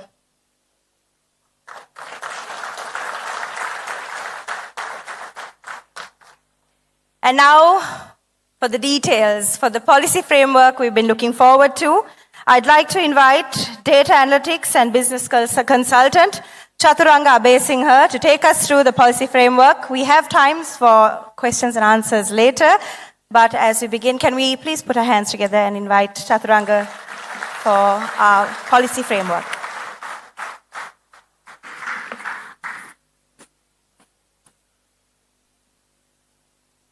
Thank you, Rai. So I probably would have been the happiest person. So I moved from finance to data science and analytics in 2015. So one of the biggest hurdles in corporate sector to transform digitally and to data, one barrier is the leadership belief. And today when Anura Kumara Disanayake talks about using data and informed decisions to build this country, I mean, that is what any analyst or a data scientist or a digital transform coach would like to hear. And I'm glad that we have a leader like Anura and a team who believes in data. So today, before I start, I remember when I did my A-levels in commerce, there was a favorite question in the commerce paper. I think it's still there. It's at the end of the paper. Thus, differentiate economic development and growth. I think still our people in this country does not know the meaning of economic development and growth. We have been talking about economic development, and you heard earlier in the speeches both Dr. Harini and Anura how the inequality and it has not got distributed to continuously improve the lives of the people. So the growth has taken place, but development has not taken place. So the today's focus in this presentation is to give you the components and the areas that we would focus in building this economy. So when we talk about a resilient economy, we know there will be internal and external shocks, man-made shocks, the natural disasters and external shocks, but a country or economy should be able to come up fast and recover fast. That's what a resilient economy means. Before we get into how to build or put this on track and what are the components that we are going to use, we need to understand where are we now. We are in a bankrupt situation or near bankruptcy where our foreign trade deficit for the last few decades, it has been around $8 billion. It has not eased. The exports have not increased enough or the imports have not reduced. The fiscal deficit is going out of control. It's not sustainable. Currently, it's about 2,400 billion LKR, and that is the money that should be utilized to build our corporates and businesses. And again, the foreign debt of 53 billion that we owe to the world, whether we have invested this 53 billion into productive investments that could yield our GDP. And when it comes to the income inequality, I think we discussed enough that you know there's a problem that we need to fix. And the contracting of the economy that we are forecasting a contraction of about 9% in the years to come. So whilst we have all of this in the back of our mind, I'm going to explain you the fundamentals of our economic policy. Since I was a student, or even when I was working as a professional, we had various governments and various leaders, but we never heard of a vision, a country where the country should head. Now, for Jatika Janabalava, we are very clear that we are driving or thriving for sustainable development. We would be driving our resources and people to take a part or integrate ourselves into the global value chain. If we can't do it, if you can't take the part of the production, if you can't be part of that value chain, we would not be able to bring those benefits to our nation. And again, we are a small nation, we might not be able to produce jobs for everyone. But 350,000 people come out of each year, so we need to create a competent human capital that we can use for our production and services in the country, as well as we can win the world where our people will go outside as entrepreneurs or service providers to build this nation going forward. As we discuss along this session, it's about an inclusive society, inclusive economy, that how do we try to create opportunity to people who does not have opportunity to get into the economic development process. The 4 pillars that we would use in building our economic policy, one is about the production plan, where we would have a strategic plan for the country which will be agreed with you all, where should the country direct. I know all the corporates here, you have 5-year plans, 3-year plans, and again a 1-year plan. But as a country, have you heard about it? Do you know where your industry should go in the next 5 years? We haven't. So we need to set that up. You have the knowledge, we will facilitate and we will create that plan. And again, for us to achieve this plan, we need the human capital. We can't have the current education system. We need to build the capacity that who can support this production and the skills that we need in this journey. And also, I think this is not a thing that we should even debate. It's the efficient and the effective government. The governance has to be efficient and effective to drive the economy, and that is a key pillar that we would look forward to. And the international trade piece. We know we can't survive on our own. There's international trade, and the global trade, global economy is there for us to capture, which we have not captured so far. And whilst we make these subtle changes or drastic changes, we need to ensure that we take into account that the geo-heritage values of Sri Lanka is shaping these changes. Because we have a culture, we have a heritage, and we have a location that we need to consider when we are making these changes. So as Anru Kumara said, that it's about the consumer. As corporate people who are here, who are the business leaders, we all know, we talk about consumer centricity. Consumer is there in the center and we evolve around her. So as a government, we are also feeling the same thing in terms of how do you bring these consumer demands or consumer needs and wants through a quality product and a reasonable price and a continuous supply both to the end consumer as well as our production processes. And when we are doing that, we need to build an efficient market. We need to build a competitive market, and the market has to be transparent. So when we say competitiveness, we need to allow people to come into businesses so that you compete. When you compete only, the quality and the price will improve. And also the transparency. As a country, we don't have a transparency. We don't know where the profits lie. We don't know the value chain. Because if you talk about today's world, it's about Industry 4.0. Where we talk, there is no barriers between the value chain, and there is a transparent wall that shows everything from the raw material supply to manufacturer to supply chain to the end consumer. Everything is visible. So transparent market is what we will drive for, and again efficient market. There's enormous amount of waste in this our country. We have lot of agri production which does not reach the consumer. Half of that get wasted. And also we have inefficient transportation systems, and demand supply is not based on data, as Andrew said clearly, because the data is not telling us what is the demand, data is not telling us what is the supply that we would have. This huge inefficiency. As we try to achieve these objectives for the consumer, the government will intervene in two ways.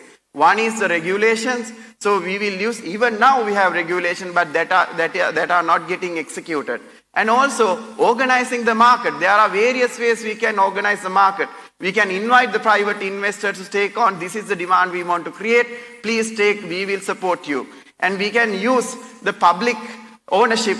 As we clearly said, we will intervene clearly on the two areas that we would. And also using cooperative structures. The cooperative structures are globally very much accepted as a very efficient mode of getting capital and also redistributing the benefits of that organization. And the strategic investments. We might have to do a lot of strategic investments as we go along, so that we might have to jointly invest. We have to invest, the government might have to invest, because certain industries we have not touched even. There are strategic investments like ports that we will have to think differently. How do you organize these markets? So when I said about the production plan, I think there is some misconception that, there can be like a plan that everybody has to stick to it. No, it's about what are these focus industries that we're going to do. Every country has done it. Germany has done it, Japan has done it, Singapore has done it. They have decided what are their competitive advantages. As a country, they have decided these are the 5 or 6 industries we are going to prosper. Next 10 years, this is where we will put our mind time. This is where we'll put our head to. So in terms of Sri Lanka, we have IT industry at 1.6 billion, which can be taken to 3 billion. Apparel industries doing on their own with 5 billion, which can be taken to 8 billion. Tourism industry, we can take from 4.4 billion obviously to 8.8 billion potential. So we need to have a focus. We can't do everything. So we need to understand what is, and that will be inculcated into a national plan that even a child who goes to school will understand. At schools, we don't know. If you ask a child that coming out of school, what are your industries in Sri Lanka? He will like, what? I don't know. Right? Because when we were young, it was all tea, coconut and rubber, and that's it. Right? And then the workforce, we need to create a workforce we need to underpin workforce for this production or services plan. So the education has to get reformed, the right skills and the technologies has to come into education, and then we will also look at the SME sector. As we clearly say, SME sector will allow us to distribute the wealth in more equitable way into the society, because as we grow the SME sector, which is 53% now, if it's a developed economy, it goes closer to 90%, where the contribution of the SMEs. And the government accountability, this is something you wouldn't have heard or thought of, right? With Jatika Janabalava government, we will be responsible for the industry. We will be responsible for your business, because if you fail, we all fail. If you fail, we lose jobs. If you fail, we lose our dollars. That as a government, we will have to be responsible. Has there been any minister who has been responsible that we couldn't reach the targets? I have heard about the IT industry going to 5 billion, and I have been listening to this since 2012. But there's no responsibility in the government. The private sector tries on their own and corporates tries on their own, but there is no accountability into the government. As much as we would be responsible for the citizens, we will be equally responsible for all the businesses in the country, because we need these businesses to succeed. So when you talk about the human resource, this is very important, right? So if you create a corporate plan, a business plan, then you will go to the your HR organization and say, these are the skills I want. This is the critical talent. These are the talent that I need to save. And these are the skills that we need to build within next 5 years. The technology, the digital literacy, the numeracy. These, you will tell the HR team this is what you need to do. So as a country, also the same thing. If you have a production plan, you need to have a human resource plan that will deliver. And then when you deliver that, we need to create knowledge. I don't think we have ever created knowledge. We have exam system that does not create knowledge. We don't inculcate entrepreneurship. We don't inculcate innovation. We don't create people who can ask questions and innovate. So the knowledge is from university system to school systems. We have to ensure that the knowledge is ability to build. And the skills and the attitudes. We are very conservative nation that we don't want to take risk to do business also. And then the skills from the people in terms of digital literacy and language skills like English, we need to have those skills as we go on. And we have to create a global citizen.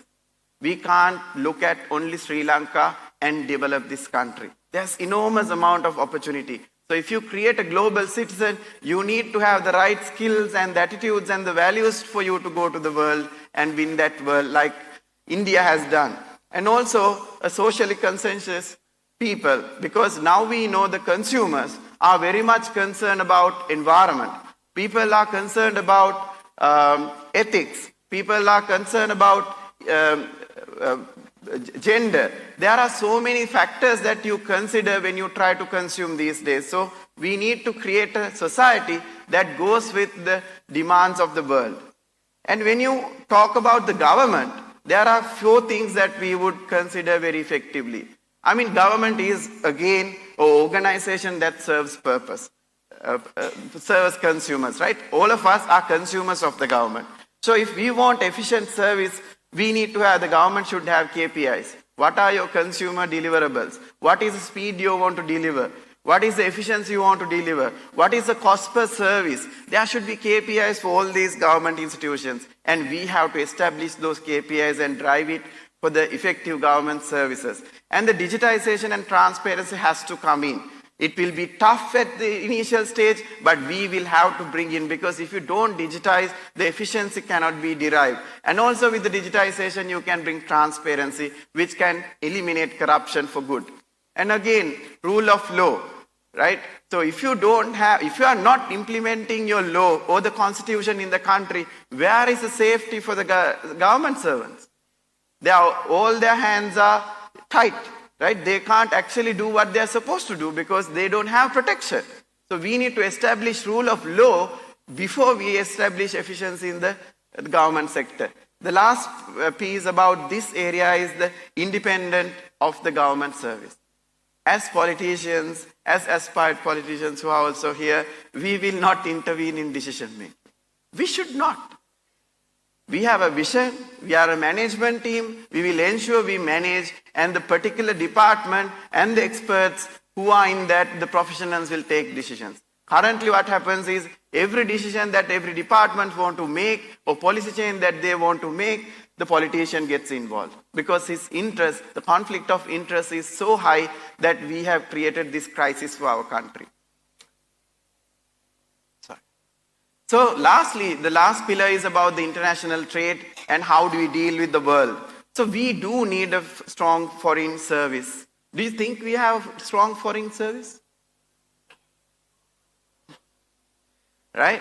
So do you think that they will go and try to win markets for us? Do you think they try to go and bring technology for us? Do you think they will create inroads for our SMEs to go into those markets?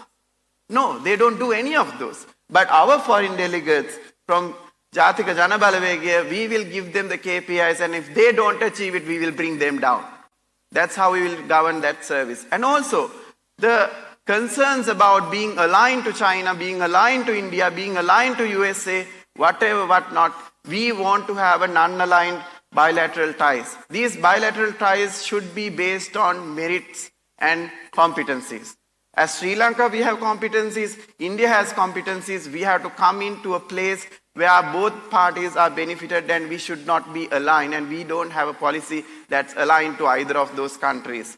And the trade agreements for new markets. We have penetrated enough the Western market, and the Western market is also falling in one way and also saturated in another way. But there are emerging markets like Africa, India, East Asia, which we have not done anything over the last 20 years, where our corporates on their own trying to bridge those markets. I think it's absolutely difficult if you even think of going to India. And in the ease of doing business, I think this has been discussed many places, but I think nothing has happened. So ease of doing business again comes into integrity and honesty of the governance, right? If we can establish the right structures, right policies, and allow that to happen, organizations both locally and internationally will be able to do their business at ease. Again, it will create democracy for doing business, because you don't need government connection. You don't need to call your mayors or your politicians to get things done. And again, on the fifth one is the focus on the FDIs. Who would invest in a place when there's no plan? Which investor would come into a country if you ask the president of that country, what is your plan? We will take this industry here, this is 10-year plan, this is human resource plan, this is the infrastructure plan, you can come and invest. We will tell this is how we will take agriculture. This is how we will take the apparel industry into more of a modern apparel industry where value addition is taken place for design and development. And come and invest in this. Come and invest in our education in terms of bringing those education that we can take this country to different places, because we know what we need. And as we see the last 10 years, we only got about 10 billion worth of foreign direct investments, where Vietnam got 13 billion on a single year. So everything, all these economic policies are cool, but it's still that you need good governance to ensure these are in place. And lastly, what I want to tell you is all these components are negotiable. We can discuss what we need to do, right? And the policy framework that we presented today can get detailed out, each into industry, what is our fiscal policy, what is our monetary policy, what is our foreign policy. We'll detail it out by the general election so that people can vote on a principle and a policy that's going to last for next 5 to 10 years. So as Jatika Janabalawege, we invite you to understand us, talk to us. Don't listen to people who interpret us without talking to us. We have absolute clarity on what we want to do, and we are very keen that with you all we can do it, because it's you who has to build this country. We will give the guidance, we will give the vision, we will give the facilitation, we will give the support that's required for Sri Lankan private sector to boom and take this country to great heights for my children and their children. Thank you. තරම් ලස්සන සුන්දර රටක් ලෝකෙ කිසිම තැනක නැහැ. මේ රට විනාශ කරලා තියෙන්නේ අපේ වැරදි ප්‍රතිපත්ති නිසා. ඒ වැරදි ප්‍රතිපත්ති ක්‍රියාත්මක කිරීම නිසා ඒ ක්‍රියාත්මක කිරීමේ ඵල විපාකයක් තමයි මේ වර්තමාන ආර්ථික අදබුදෙත් අපි භුක්ති විඳින්නේ. ඒකින්ද මේකෙන් බැහැර වෙන්න ඕන. ඒකට ඒ යහපත් ප්‍රතිපත්ති ක්‍රියා කරන්න පුළුවන් නායකෝ අපි බිහි කරගන්න ඕන. නායකෝ ඇති කරගන්න ඕන. ඒ හින්දා මම විශ්වාස කරනවා මේ ලංකාවේ එවැනි නායක පරපුරක් මේ අධ්‍යක්ීම් සමග බිහි වෙයි කියලා. ඒක බිහි කිරීමේ වගකීම තියෙන්නේ මේ රටේ ජනතාවට. මේ ජනතාවට ඒ සියලුම නායකෝ ඇත්ත කතා කරලා ක්‍රියාවයි කතාවයි දෙකම එක වෙන්න ඕන, ඵලදායී වෙන්න ඕන. ලංකාව විශාල ආර්ථිකයක් නෙවෙයිනේ. කුඩා ආර්ථිකයක්. එතකොට දැන් හැමතැනදීම අපි වැටිච්ච තැන් වලින් අපි බොහොම ඉක්මනට ගොඩ ඇවිල්ලා තියෙනවා. ඉතින් මේ වගේ මේ කරප්ෂන් ලෙවල් එක වැඩි වෙලා ඒ හැමදේම තිබිලත් අපි යම් කිසි විදිහකට මිනිස්සු නැගිටලා තියෙනවා. එහෙම නැතුව මේ කරප්ෂන් ලෙවල් එක නැත්තටම නැති හෝ අඩු තත්ත්වයක්, ඒ වගේම මිනිසුන්ට මේ ඒ කියන්නේ ප්‍රතිපත්ති පැහැදිලි තත්ත්වයක් තියෙනවා නම් මම හිතන්නේ මේ ඉච්ඡා අමාරු වෙන එකක් නෑ මේ බිස්නස්මන් කෙනෙක්ට මේ ආර්ථිකයට එක්ක සහභාගී වෙන්න. මම පෞද්ගලික විශ්වාස කරන දෙයක් තමයි රටක ආයෝජනය කරනවා අනිවාර්යයෙන්ම ඒ රටට ඒකෙන් යහපතක් වෙන්න ඕන. අයහපතකට වඩා.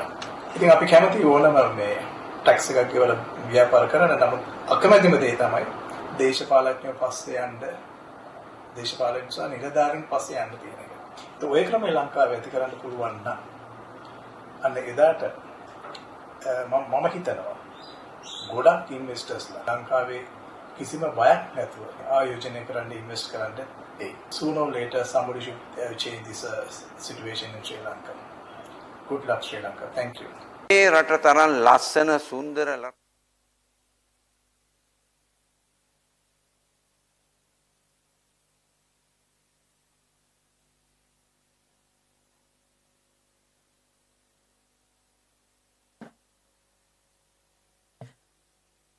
Thank you very much, Chaturanga, for sharing our economic plan. It must also be said, especially since Harini introduced me with these credentials, that Chaturanga is a team leader for the Kotte Municipal Council.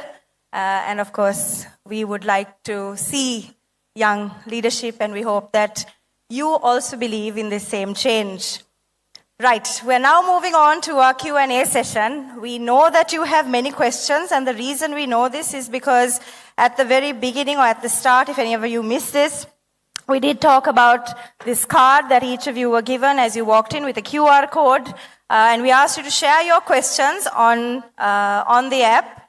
Whatever questions that were already there, if someone else had shared a question that you thought was pertinent and something that had to be recognized and talked about, we wanted you to bump it up, and you have, and I think we have well over 100 questions.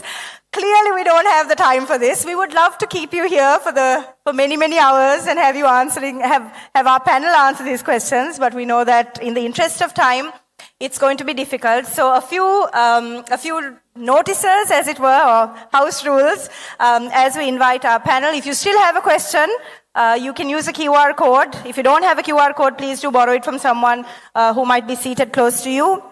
The second thing that we wanted to also share with you is that we will have both the questions that are on the app, and we will come to you in the audience with our questions. However, we understand that you may have many observations and reflections, and we would like for you to share those. We've also shared an email address on our card, biz@npp.lk. We want, obviously, for you to share recommendations, ideas with us, so please do so on that email address. And anyone asking a question from the audience, we know it's hard, but we'd like for you to keep it to less than 30 seconds. So observations, reflections later, but very short questions, and we'll take them from the audience. We will have microphones in the audience a little later on. But before any of that, let's get our panel on stage. We'd like to invite the leader of Jathika Janabalawegaya, Andra Kumara Dissanayake, to join us on stage.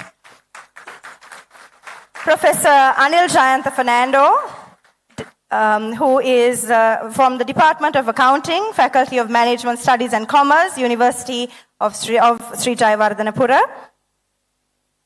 We also have Professor Janak Kumarasinghe from the Department of Business Economics, Faculty of Management Studies and Commerce from the University of Jayawardhanapura. We have Professor Sita Priyangani Bandara, Department of Economics, University of Kelaniya, and all of those whose names I've mentioned already are part of the Jathika Janabalawegay's Economic Council, which has been working very hard to put together our policies and to come together. And last but not least, we have Chaturanga Abesinghe, Data Analytics and Business Consultant. Chaturanga, if you could also join us on stage. And now to the 100 questions. So we asked you to bump up some of those questions, and I have them here with me. I believe, there you go. Some of them are already on screen. And some of them might be questions, like I said earlier, that might be of interest to you. And I will leave it to the panel to decide who may answer. But if you have your microphones in hand, I think the first question already has 32 thumbs up. So 32 people want this question answered. There are, I think, nearly over 1,000 of you here.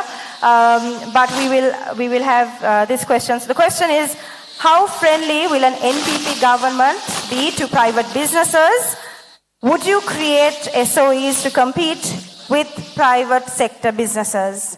And I will leave it to someone in the audience to answer this first question.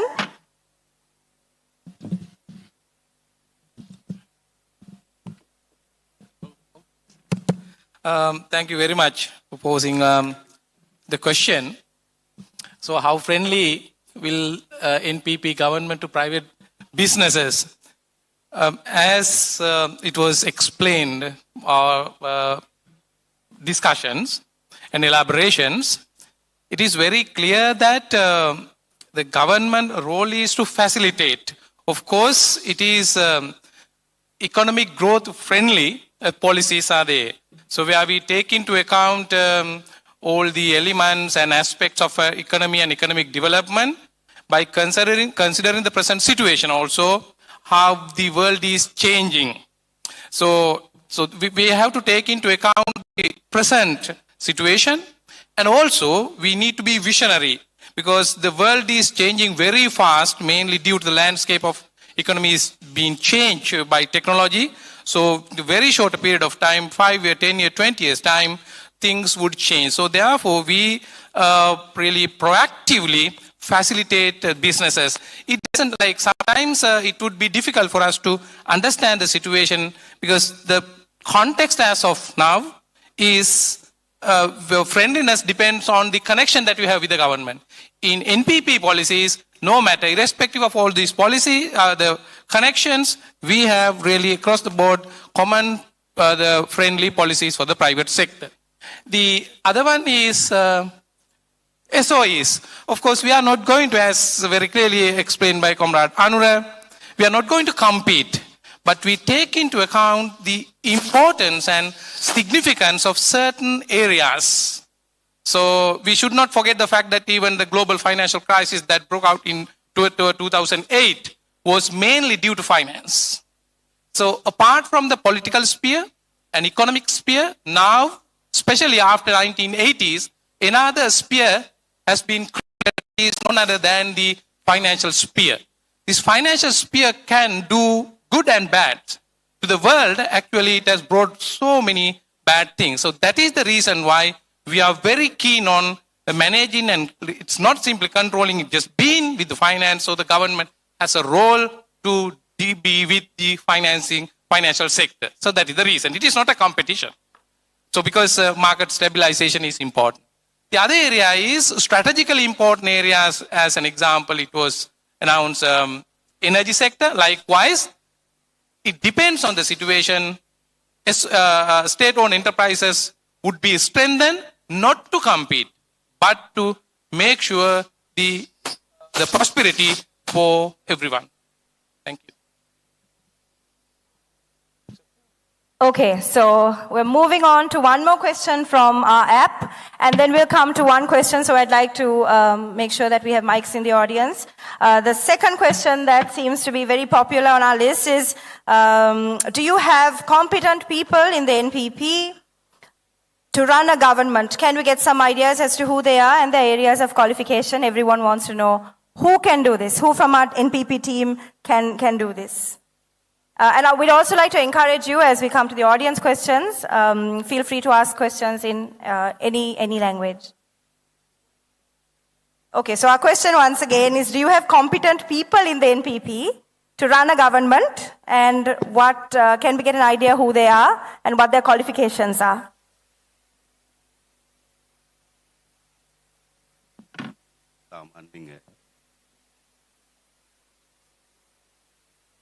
පළවෙනි එක තමයි right. අපි විශ්වාසද කියලා ප්‍රශ්නේ අහන එක සාධාරණයි. හිටපු අය විශ්වාස. මම කියන්නේ අපි එකඟතාවයකට එමු. ප්‍රශ්න කිරීමකින් තොරව පොදු එකඟතාවයට ආයුතුයි හිටපු අය විශ්වාස නැහැ කියලා. අපිව විශ්වාසද කියලා ප්‍රශ්න කරන්න. සාධාරණයි. ඒක මම කියන්නේ ප්‍රශ්න කිරීමකින් තොරව මෙහෙමයි. අපේ රටේ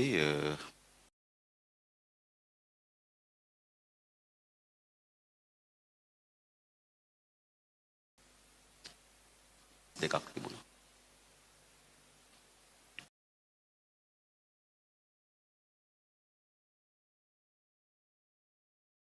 තොර ඒ ආයතන වලින් අර ව්‍යාපාරික ආයතන ඒකේ සභාපතිවරයා බවට පත් වුණේ කවුද? ආරිසිල වික්‍රමනායක. ඔහු අපේ පක්ෂ කෙනෙක් නෙවෙයි. ඔහු ටිකක් කිරි ශේස්ත්‍රය පිළිබඳව අවධානයෙන් හිටපු කෙනෙක්. ඔහු තමයි ඒකේ සභාපති කරේ. ඊළඟ මිල්කෝ ආයතනය තිබුණා. එතන මිල්කෝ ආයතනයේ සභාපතිවරයා බවට පත් කරේ ඒ වෙනකොටත් අපේ රටේ කිරි ශේස්ත්‍රය පිළිබඳව විශාල පරිශ්‍රණ ගණනාවක් කරපු පසු වෛද්‍යවරයෙක්. ඊට මා සතුව තිබුණා කුසි රක්ෂණ මණ්ඩලයේ කුසි රක්ෂණ මණ්ඩලයේ සභාපතිවරයා බවට පත් කරේ පේරාදෙණි විශ්වවිද්‍යාලයේ කුසි ආර්ථික විද්‍යාව පිළිබඳව මහාචාර්ය ආර්යදාස. මා සතුව තිබුණා ලක් පොහොර ආයතනයේ ඒක බිස්නස් එකක්. ලක් පොහොර ආයතනයේ සභාපතිවරයා බවට පත් කරේ එලිෆන්ට් හවුස් එකේ හිටපු මාකටිං මැනේජර් ද මෙල් මහත්මයා. එතකොට මේ බොහෝ අය ගොඩක් ආයතන ගැන මම කියන්නේ නැහැ. මේ බොහෝ අය මම දැක්කේ පත්වීම් ලිපිය දෙනකොට. එහෙනම් විශ්වාස කරන්න ඕන පුද්ගලයන් නෙවෙයි. විශ්වාස කරන්න ඕන ඒ පුද්ගලයන්ට හැකියාව තියනවාද? හැකියාවන් දක්ෂතාවයන් තියෙන කට්ටිය මෙතෙන්ට යොදා ගන්න. අන්න ඒ වැඩේ අපි කරනවා.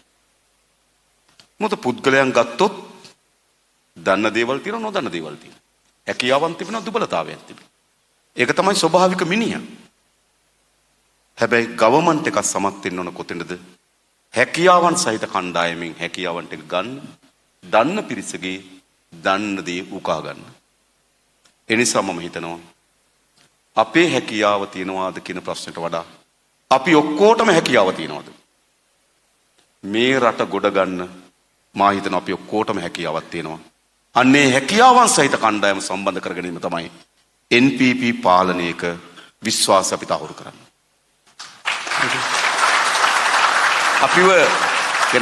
අපිට මේ හැකියාව නැහැ කියලා විශ්වාස. ඒ කියන්නේ NPP එකට මේ හැකියාව නැහැ කියලා විශ්වාස කරනවා. ඒ කියන්නේ ඔබටත් ඒ හැකියාව නැහැ කියන එක. නිසා අපේ ප්‍රයත්න බවට පත් වෙන්නේ අපි ඔක්කොම ඒ හැකියාවන් සහිත කණ්ඩායම් කොහොමද මේ වැටී තිබෙන රට ගොඩ ගැනීම සඳහා උපයෝගී කර ගැනීම තමයි අපේ වැඩසටහන බවට පත් වෙන්නේ. ඒ නිසා මම හිතනවා අපි විශ්වාස කරනවා නම් මේ වැඩේ කරන්න පුළුවන්. බොහොම ස්තුතියි. අපි audience එකේ ප්‍රශ්නයකට යොමු වෙමු. If anyone has a question, please raise your hand and we will bring the microphone to you. There's a raised hand there and raised hand there. We may have to.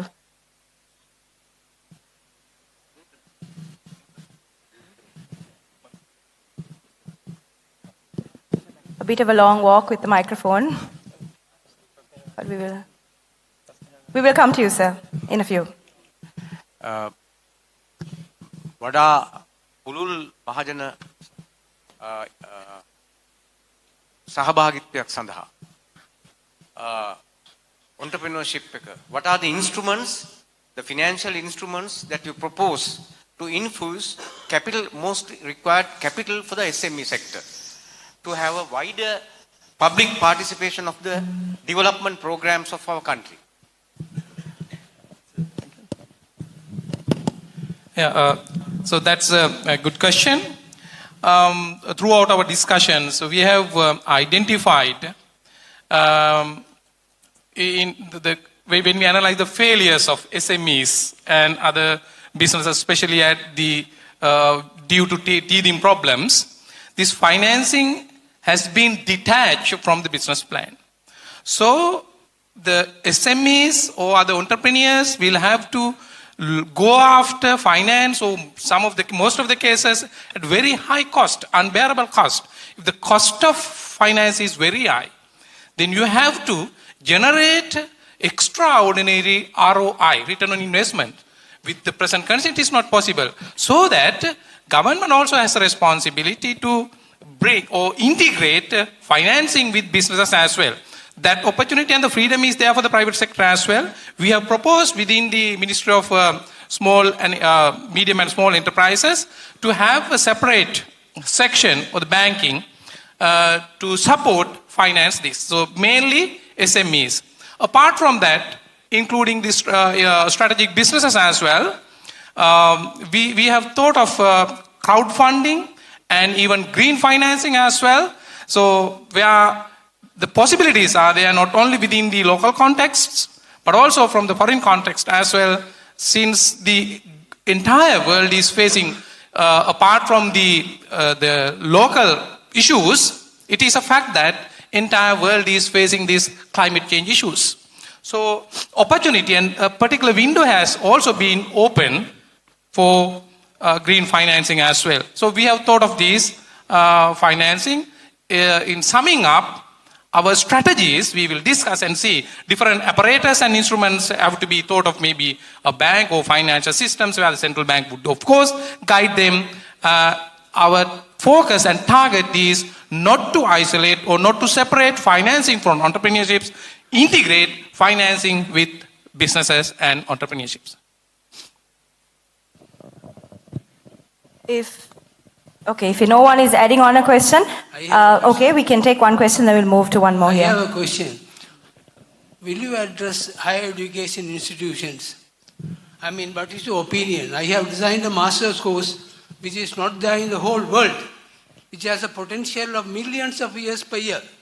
But nobody is taking it. I sent to so many letters to the newspapers, no one is considering. There is a requirement for master's course in construction auditing, construction management and auditing. It has a potential of more than 1 million per year. A master's course is not there in the whole world, because I have designed that course. I have given a YouTube lecture. No, I have given a YouTube. No, you can just listen that. Thank you, sir. I think your question is about education, so we may be able to answer that very briefly. Definitely, your idea is well taken. Definitely, we will respect. We need to, introduce new courses in the postgraduate sector. Definitely, we have to go with the moving world. So we need, we have to think about what are the new potential areas. Based on that, while organizing the industry, we have to organize the education area. So simultaneously, we have to balance these two sectors together. Definitely, we'll take your idea forward. I'm going to move to a question that's here on the screen, because I think this is a hot question also. The current government has put forward their plans to privatize some of the loss-making SOEs. Do you agree with that plan? If not, why? And how would you turn around those SOEs so as not to burden the state? And we leave that question also on loss-making SOEs. We know that there's a lot of conversation about particular organizations. Then, ගොඩක් අය අහන ප්‍රශ්නයක් මම හිතන්නේ අපේ වාණිජ මණ්ඩලයේ උපසභාපතිතුමා ඉන්න දුමින්දයි මායි අතර වැඩිපුර සංවාද වුණු කතාවේ එක මෙහෙමයි. අපි හිතනවා රජය මූලික වශයෙන් මා කලින් කිව්ව වගකීම් දරිය යුතු තැන් ටිකක් තිබෙනවා. ඒ ටික රජය තබා ගත යුතුමයි. දැන් ගොඩාක් CPC එකේ ලොස්ට් එක ගැන කතා කරනවානේ. CPC එක කාර්යයන් දෙකක් කරනවා. එකක් ක්‍රූඩ් ඔයිල් කෙනල්ලා ඒගොල්ලෝ පිරිපහදු කරලා විකුණනවා සපු ගස් කන්ද. තව කොටසක් කරනවා පිරිපහදු කරන ලද තෙල් ගෙනල්ලා මාකට් එකේ විකුණනවා. සාමාන්‍යයෙන් අපි කවුරුත් දන්නවා ක්‍රූඩ් ඔයිල් ගෙනල්ලා විකුණන සෙක්ෂන් එක හොඳයි කියලා හිතනවා. නම් පාඩුව තියෙන්නේ අතන. ඔතන CPC එකේ කාර්යය මොකද්ද? ටෙන්ඩර් කරලා ඕ නොකර තෙල් ටිකේ තෙල් නැව කොළඹ වරායට ගේනවා. කොළඹ වරායට ගෙනාවට පස්සේ ඒ තෙල් කොළොන්නාවේ සහ මුතුරාජවැල ගබඩා වලට ගෙනියන නල පද්ධතිය මෙහෙවන්නේ CPSTL කියන පුද්ගලික සමාගම. කොළොන්නාවේ සහ මුතුරාජවැල ගබඩා සංකීර්ණය පාලනය කරන්නේ CPSTL සමාගම. ඒ ගබඩා වල සිට පෙට්‍රල් සෙට් දක්වා බෙදා හරින්නේ CPSTL සමාගම. අලෙවි කරනවා තෙල් සංස්ථාවේ සෙඩ් වල හා නියෝජිත සෙඩ් වල. නම් තෙල් සංස්ථාව එකේ කරන්නේ කාර්යයන් දෙකයි. එකක් තෙල් ගේන එකයි සෙඩ් වල විකුණන එකයි. සෙඩ් වල විකුණන තැන පාඩු නැහැ. මොකද එතන විකුණන්නේ කමිෂන් එකට. එහෙනම් ප්‍රශ්නේ තියෙන්නේ කොතනද? එකක් ගේන තැන ප්‍රශ්නේ. පහුගිය කාලේ සාමාන්‍යයෙන් ඔයගොල්ලෝ දන්නවා සිංගප්පූරු ෆ්ලැට් රේට් එකත් එක්ක බලපුවාම අපි තෙල් ආනයන කරපු දවසේ ඉඳන් ප්‍රීමියම් එක ඩොලර් 4ට වඩා වැඩි ගිහිල්ලා නැහැ. පහුගිය දවස්වල ප්‍රීමියම් එක ඩොලර් 28යි. ඒ කියන්නේ පෙට්‍රල් ලීටර් එකට රුපියල් 67ක් ප්‍රීමියම් එක. හරිද? එතන ලොස්ට් වෙන එක තැනක්. දෙවෙනි තැන ආණ්ඩුව කියනවා ඒගොල්ලන්ගේ කොස්ට් එකට වඩා අඩුවෙන් තෙල් විකුණන්න කියලා. ඔයගොල්ලෝ ව්‍යාපාරිකයන් හිටියට කොස්ට් එකට වඩා අඩුවෙන් විකුණන පාඩුයි. නම් මේ පාඩුව සහන ආධාරයක් ලෙස භාණ්ඩාගාරේ බාර ගන්න ඕන. හැබැයි භාණ්ඩාගාරේ බාර ගන්න නැතුව ඒක තෙල් සංස්ථාවට වැටෙනවා. 2019 භූමි තෙල් සහන ආධාරය නිසා විතරක් පාඩුව රුපියල් බිලියන 7යි. භූමි තෙල් වල කොස්ට් එකට වඩා අඩුවෙන් විකිණීම නිසා ඇති වුණු පාඩුව රුපියල් බිලියන 7යි. එතන පාඩුවක් ඇති වෙනවා. තුන්වෙනි එතන තෙල් සංස්ථාව ඒ අලංකයකට දුම්රිය දෙපාර්තමේන්තුවට හමුදාවට ප්‍රවාහන අංශයට ණයට තෙල් දීලා දෙනවා. විදුලි බල මණ්ඩලයට. ඒගොල්ලෝ ණය ගෙවන්නේ නැහැ. හැබැයි ණය ගෙවන්නේ නැති උනාට ඊළඟ නැවට තෙල් සංස්ථාව සල්ලි බඳින්න ඕන. සල්ලි බඳින්න ලංකා බැංකුවෙන් සහ මහජන බැංකුවෙන් ණයට ගන්නවා. දැන් තෙල් සංස්ථාවේ ණය ප්‍රමාණය ට්‍රිලියන 1යි. ට්‍රිලියනක් කියලා කියන ආසන්න වශයෙන් ගත්තොත් මම හිතනවා අපි 15 පොලි අනුපාතික බැලුවත් බිලියන 150ක් පොලිය ගෙවනවා.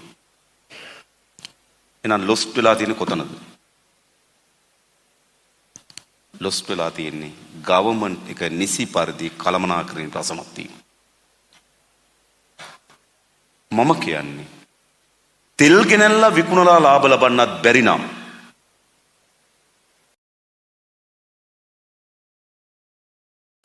ඉල්ලුම අඩු වෙන්නේ අපත යන්නේ නැහැ. කල්ලිකුත් වෙන්නේ ඒකට. ගෝජන සේවා මධ්‍යස්ථානය පවත්වාගෙන යන්නත් බෑ. ගෝජන සේවා මධ්‍යස්ථාන කාර්යයට වඩා සංකීර්ණයි. ඒ නිසා ඒක තියෙන්නේ මම කියන්නේ අත්තරින පැත්තට නෙවෙයි බලශක්තිය ගවර්න්මන්ට් එක අතේ තියා ගන්න ඕන කාර්යක්ෂම කළ හැකියි. හැබැයි සමහර ශේස්ත්‍ර තියෙනවා අපි කතා කරමු අපි එකඟයි. මම කලින් කිව්වේ මූල්‍ය සහ බලශක්ති ශේත්‍ර පිළිබඳ තමයි අපි අවධානය යොමු කරන්නේ. අනිත් ශේත්‍ර පිළිබඳ අපිට සාකච්ඡා කරන්න පුළුවන්. අපිට එකඟතාවයකට එන්න පුළුවන්.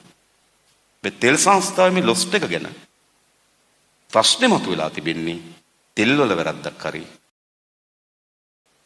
එහෙම නැතුව තෙල් වල වැරදි තිබුණා. නේද? එහෙම නෙවෙයි මේ කළමනාකරණය පිළිබඳ මතුවී තිබෙන ප්‍රශ්නේ. අනිත් එක මේ ආයතන විශාල බරක් වෙලා තිබෙනවා. දැන් ඔබ හිතන්න මේ වැඩේට තෙල් සංස්ථාවල සේවක කීයද ඕන? තෙල් ගෙනල්ලා විකුණන්නෙත් ඒ සෙඩ්ඩයිද කියන කීයද ඕන සේවක? එඳ මේ සේවකයෝ වැඩිවීම සිද්ධ වෙලා තියෙන්නේ දේශපාලනය මත. අද විශ්වවිද්‍යාලවල ඇකඩමික් ස්ටාෆ් එකට වඩා නන් ඇකඩමික් ස්ටාෆ් එක වැඩි. උගන්වන්න ඉන්න අයට වඩා උගන්වන්න සපෝට් කරන අය වැඩි. ඇයි? උගන්වන අය දේශපාලන පත්වීම් දෙන්න බෑ. යට ෆස්ට් ක්ලාස් එකක් තියෙනවා, සෙකන්ඩ් අපර් එකක් තියෙනවා. හැබැයි ගාඩන් එක සුද්ධ කරන්න දේශපාලන පත්වීම් දෙන්න පුළුවන්. මේකයි සිද්ධ වෙලා තියෙන්නේ. එනිසා මේ ආයතන වල පාඩුව තියෙන්නේ මම කලින් කිව්වේ මේ පොලිටිකල් කල්චර් එකේ ප්‍රශ්නයක්. මා කියන්නේ මේ සියල්ල ගවර්න්මන්ට් එක කරන්න ඕන කියලා. කතා කරමු. අත්තරින්න ඕන තැන් අපි අත්තන්නේ ලෑස්ති. හැබැයි අත්‍යවශ්‍ය තැන් ටිකක් තියෙනවා අපි හිතනවා පවත්වාගත යුතුයි කියලා. ඒක තමයි අපි ස්ථාවර වෙන්නේ පිළිබඳව. I think we can move into one more question from the audience. Several questions, several hands raised at least. We'll take one question. And if you are, we'd encourage you to take a look at the QR code also. Hello, hi, thank you. So my question is for Chaturanga actually. So what is your view or rather plan in terms of introducing deep digital automation, digital transformation in terms of AI, blockchain and all this into the government service, as well as how you are going to handle the backlash when you introduce those services? Obviously the number of heads going to be cut down from the government service, and how you are going to deal with the trade unions in that case. So thank you for the question. I think even for any digital transformation, as I told, it's the vision of the leadership that matters. And first, there has to be process improvement, right? Before you digitize, there need to be a lot of process improvements we have to do to bring in productivity. So after that, only the digital transformation should take place. Otherwise, we would be digitizing waste as we go along. So what we would do in Jatika Janabalawege government is we will do a process audit first to understand which are the areas that can be made efficient, which are the areas that you can use concepts like lean and productivity improvement and bring efficiency, and then to see what are the areas that we need to digitize. So there are practically proven areas that globally digitization has helped in governance, in again trying to service the customer. So whilst we do this, it will be a periodic assessment, and there will be periodically we would understand there are two things in this transformation. One is the digital literacy and the adaptation. We all know technology does not make change, but the mindset that has to get changed. So we will have to take from leadership to drive this change. And again, as we go along, there will be different requirements of human resources. It may be not the same competencies that we are having now. We might have to upskill. And if we have excess people in the processes, we will have to see how we can redeploy them in different processes that we will do in the governance, and over a period of time it will become efficient. It's not going to happen within 1 to 3 years, but the process we will start and the journey we will start as we take on power. I think, is someone else going to add on? Okay, so අපි එහෙනම් ඊළඟ ප්‍රශ්නට යන් ඒකත් අපේ නිතර අහන ප්‍රශ්නයක් නිසා I think there are 36 of you who have liked the question, so many of you want an answer. අපිට ජාතික ජනබලවේගයට බලය ලැබුණා. There's one more question. Okay, so we'll take that and then come back to this. Good evening, everyone. First of all, this question is to Mr. Andra Kumara Desanayake. I was not happy with the answer which you gave for the second question. We all confident on ourselves, but I don't want to invest in something which is not very clearly. If I'm coming to politics, if I don't know the exact candidates, I'm not ready to vote for them. Now, as for Jatika Janabalawege, I only know few phases in the parliament. We can't change all 225 in the next election. So who are going to be your candidates, and how have you been chosen already, or you are going to choose this? And the second question, I'll finish it just less time. What do you think about privatizing the education, and are we planning to bring in any private universities into Sri Lanka, or are we keep on sending our dollars to foreign countries for them to earn it? Thank you very much. Okay, the questions are clear. මම හිතන්නේ අපේ අපේක්ෂකයන් සම්බන්ධයෙන් තමයි අර මූලික ප්‍රශ්න තිබ්බේ. දෙවෙනි ප්‍රශ්නට ඊට වඩා ටිකක් පුළුල් උත්තරයක් ඒ මහත්මයා ඉල්ලනවා. මම හිතන්නේ අපි අපේක්ෂකයන් තෝරා ගැනීමේදී කරුණු කීපයක් සැලකීමට පාදනය කරනවා. අවංකභාවය, විශ්වාසමත්භාවය, හැකියාව. ඒ මත තමයි අපි අපේ අපේක්ෂක තීරුව. ඉතින් සමහර ඒවා මැෂින් එකකට දාලා දත්ත ටික දීලා එළියට ගන්න බෑ. අපි වැඩ කරන්නේ මිනිස්සුන් එක්ක. අත්වැරදීම් සිද්ධ වෙන්න පුළුවන්. මගහැරීම් සිද්ධ වෙන්න පුළුවන්. ඒක තමයි මිනිස්සු. හැබැයි අපි උපරිම උත්සාහ කරගන්නවා අවංකභාවය, විශ්වාසවන්තභාවය සහ ඒ ශේත්‍රයන් පිළිබඳ තියෙන හැකියාව. ඒක තමයි අපේ ප්‍රධානම නිර්ණායකම් බවට පත් වෙන්නේ. Regarding education. Regarding the question related to the education, whether we allow foreign universities or private education.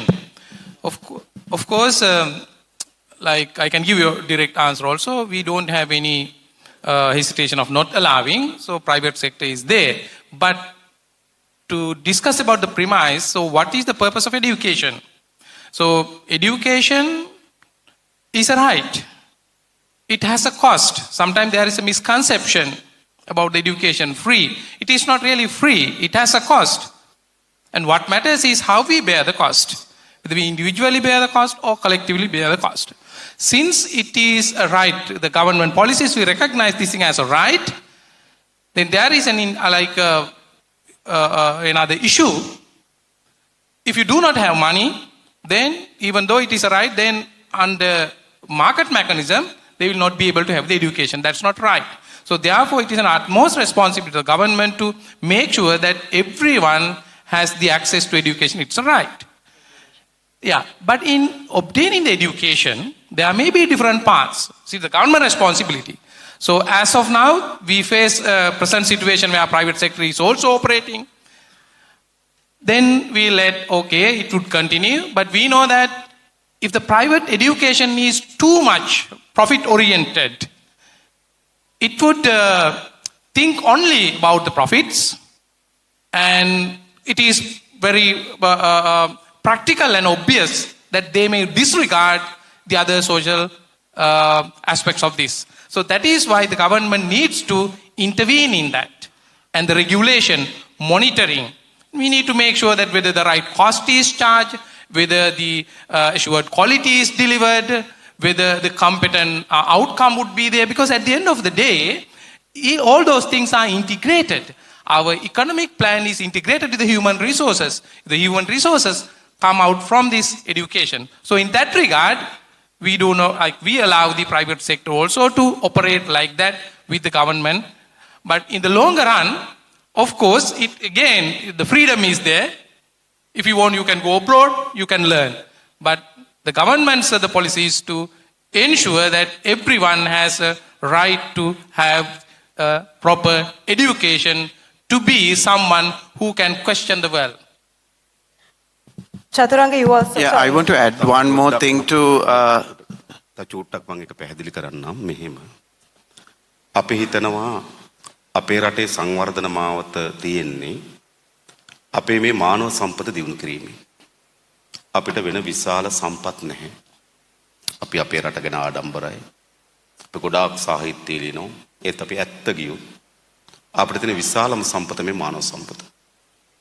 එහෙනම් මේ මානව සම්පත දියුණු කරන්න නම් අපේ වැඩපිළිවෙලක් යටතේ ප්‍රධානම අධ්‍යාපනය. ඒක තමයි අපි ප්‍රධාන. එහෙමනම් අධ්‍යාපනය රජයේ වගකීම. අපි හිතන්නේ නෑ තමන්ගේ පොකට් එකේ තරමට තමන්ට අධ්‍යාපනය ලබා ගන්න පුළුවන්ද බැරිද කියලා සමාජයක් යුක්තිසහගත සමාජයක් නෙවෙයි. තමන්ගේ සාක්කුවේ තරමට තමන්ට අධ්‍යාපනය ගන්න පුළුවන්ද බැරිද? ඒක යුක්තිසහගත නෙවෙයි. ඒ නිසා රජය අවශ්‍ය අධ්‍යාපනය ලබා දීම සඳහා පූර්ණ වගකීම බාර ගන්නවා. හැබැයි කවර හෝ දරුවෙකුට තෝරා ගැනීමක් ලෙස පෞද්ගලික අධ්‍යාපනය ලබන්න ඕන නම් ඒකටත් අවස්ථාවක් තියෙනවා. ඒ තෝරා ගැනීම. ඒක යම් අපේ ප්‍රොෆෙසර් අනිල් කිව්වා වගේ යම් නියාමනයට ලක් කරන ලද පෞද්ගලික අධ්‍යාපනයක් තිබෙනවා. ඒ දරුවට ඒක තෝරා ගැනීමක් ලෙස. තව දරුවෙකුට අවශ්‍ය නම් විදේශගත වෙලා අධ්‍යාපනය ලබා ගන්න ඒ අවස්ථාවක් තියෙනවා. ඒතර අධ්‍යාපන ආකාර තුනකට පවතිනවා. රාජ්‍ය අධ්‍යාපනය, පෞද්ගලික අධ්‍යාපනය, විදේශ අධ්‍යාපනය. ඒ දරුවට අවශ්‍ය වෙන තෝරා ගැනීමේ අවස්ථාව තියෙනවා. අද තියෙන්නේ පෞද්ගලික අධ්‍යාපනය තෝරා ගැනීමක් ලෙස නෙවෙයි. අද gedara උකස් කියලා අධ්‍යාපනය දෙනවා. මා දන්නවා ගෙවල් වලින් පවුල් පිටින් එළියට වැටෙනවා. ඒක සාධාරණයි. එනිසා අපේ අධ්‍යාපන ප්‍රතිපත්තිය බවට පත් වෙන්නේ තෝරා ගැනීමක් ලෙස පෞද්ගලික අධ්‍යාපනය පැවතිය හැකි. තෝරා ගැනීමක් ලෙස විදේශ අධ්‍යාපන ලබා ගත හැකි. හැබැයි අවශ්‍යතාවයක් නම් රජයේ අධ්‍යාපන ලබා දිය යුතුයි. මේක තමයි මූලික ප්‍රතිපත්ති බවට පත් වෙන්නේ. I hope that answers your question, but I'll just add on, if you're looking specifically for candidates, it's a long list of candidates from, it's a local government election, there are many, many candidates. Most of who you're seeing today are part of our team, but if you want any further details, I'm sure we'll be happy to share those with you.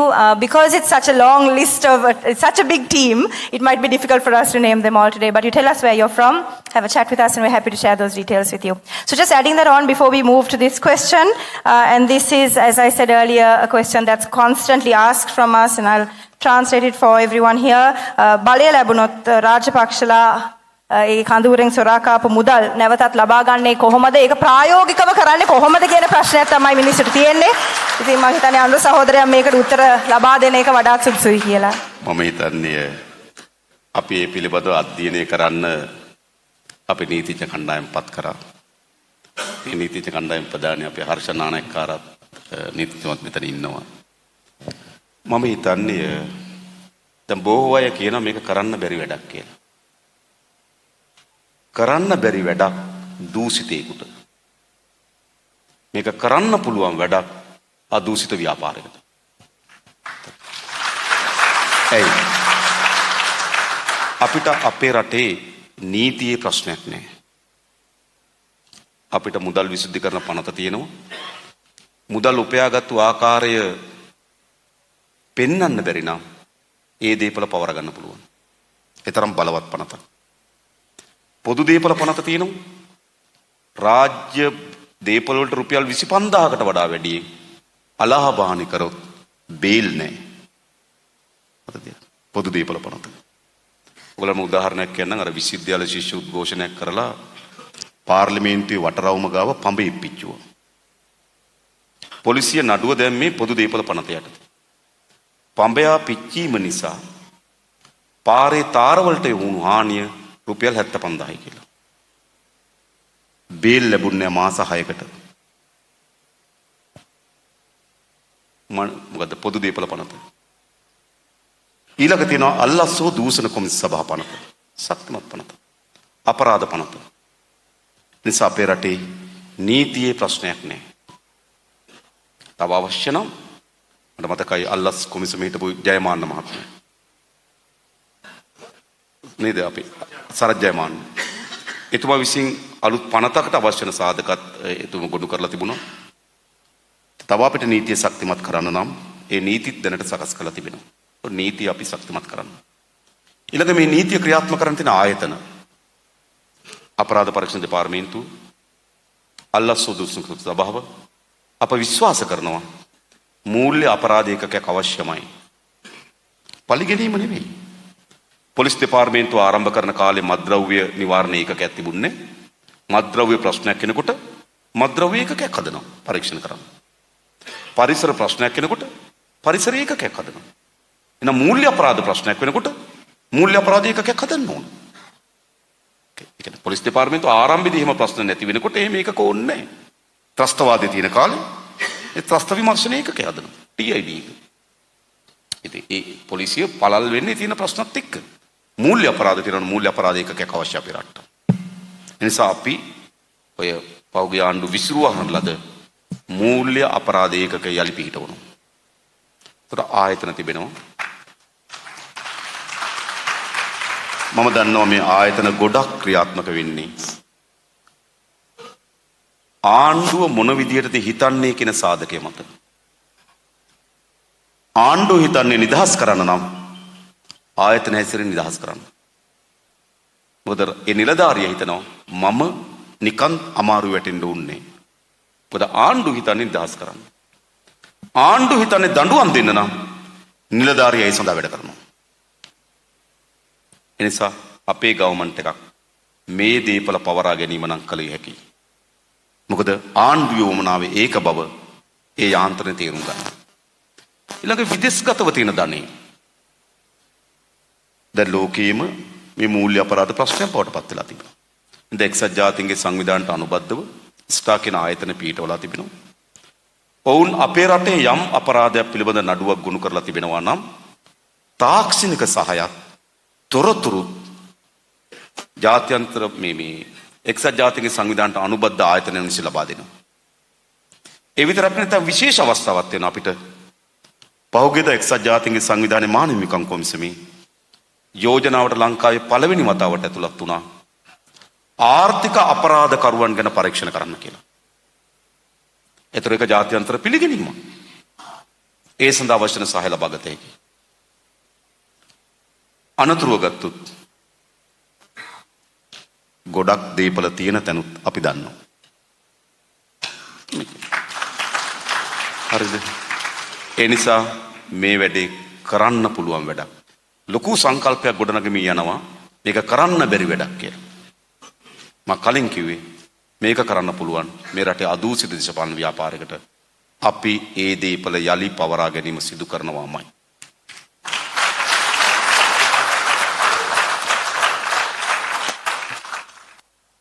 Thank you very much. I think we have time for only one last question. Shaminda, do we have a question from the back? Just one more question. This is our last question for today. Yeah, good evening. This is actually, as traders, the main problem we face in this country is that the paperwork. Like, any paperwork or, the procedures, rules and regulations to open a business or run a business which is already started. We are facing very difficult time in this regard. I remember about 2016 or 2017, I met a gentleman from Korea. He said, you people ask us to come here to invest in business, but by looking at your rules and regulations, we don't feel like doing business here. We feel like running away from this country. So how are you going to overcome these issues, please?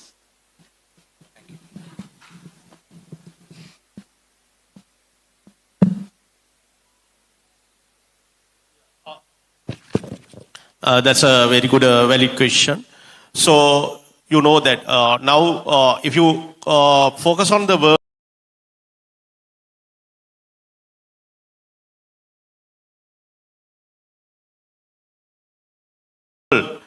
doing business index aspect, Sri Lanka is far behind. So we know that. I mean, if you want to do a business or register business, not a local, even a foreigner, it takes long process. As you said, there are a lot of red tapes. But what we have discussed is, okay, we have to give that, a comfortability for the owner, because we dearly needs you. You are the people who could take this country. The government, what we are going to do is we would give you the direction. We would be lighthouses. We are not the destination. So we will give you the direction and the guideline. So what we need is, we need if you take like Malaysia, the Malaysia also had the same problem. If you take Rwanda, the Tutsi and the Hutsu, the two ethnic groups were fighting couple of decades back. Now we call the Rwanda is a miracle of Africa. How they have done it? By making more comfortable environment for private sector people to do business. So how they have done it? They call it one house policy.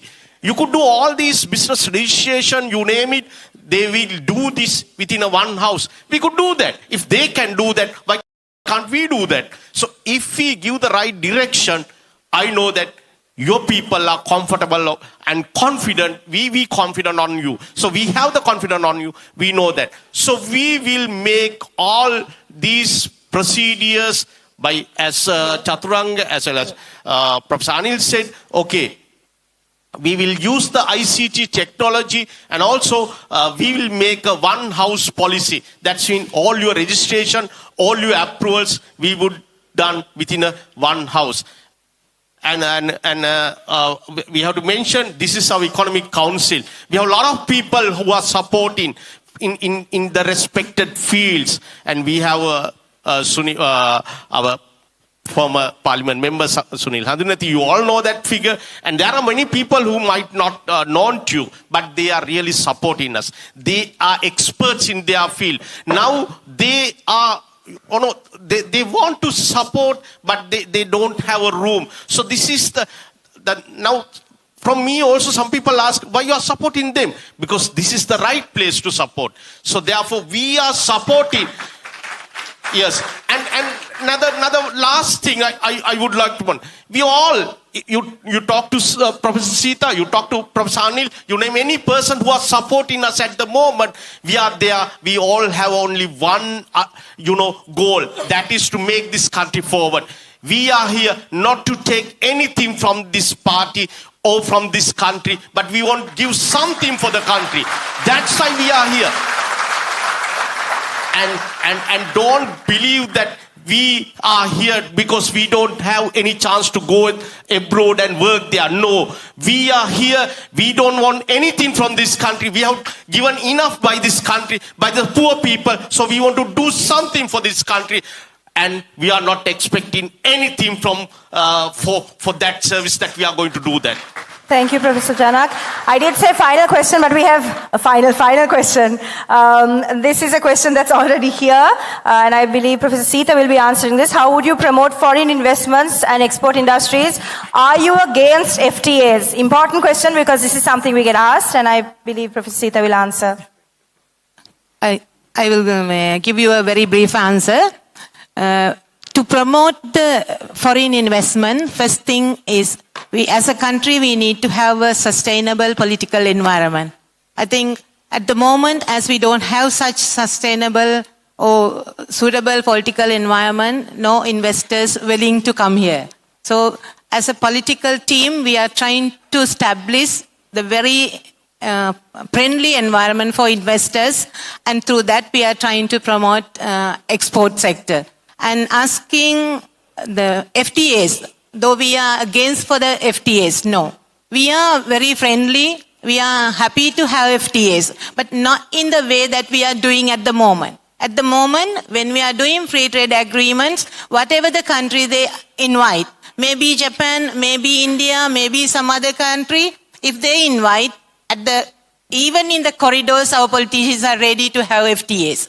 FTAs should not be like that. FTAs should have taken long process. We need to analyze what are the benefits for both countries. What are the areas that we are going to free from tariff.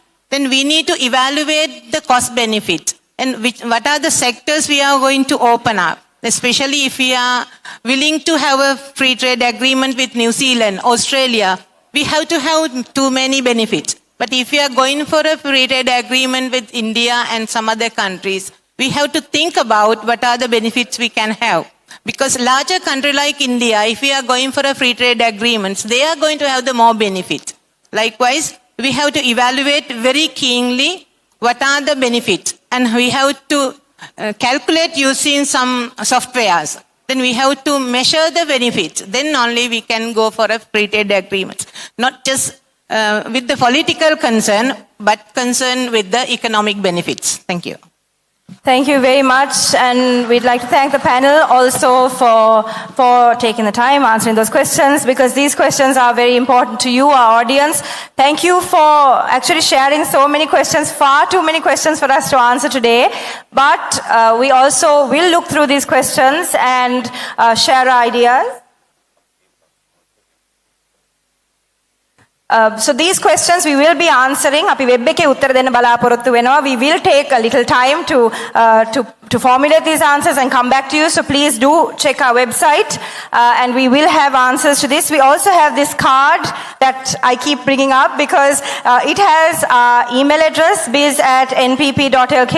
If you have any reflections, observations, suggestions, recommendations, brickbats, we're open to everything. So please do share your ideas. We know many of you are here on the invitation of somebody that you know who is in touch with the NPP, with the Jathika Janabalawe. So we'd like to ask you to continuously keep in touch with us, ask us questions, They may seem difficult, but truly for those of us here from the Jatika Janabala, we have a very clear vision. We have a compass or the Malimava that leads the way for us, and we are very certain in the fact that this structure, this system needs change, and it is the Jatika Janabala that can make this change. So thank you very much for being here at the National Economic Forum of the Jatika Janabala. We understand also that the networking session is almost as important as this forum and the Q&A session. So we'll move into that right now. And once again, thank you so much for being here and continue to talk to us and support us. Thank you.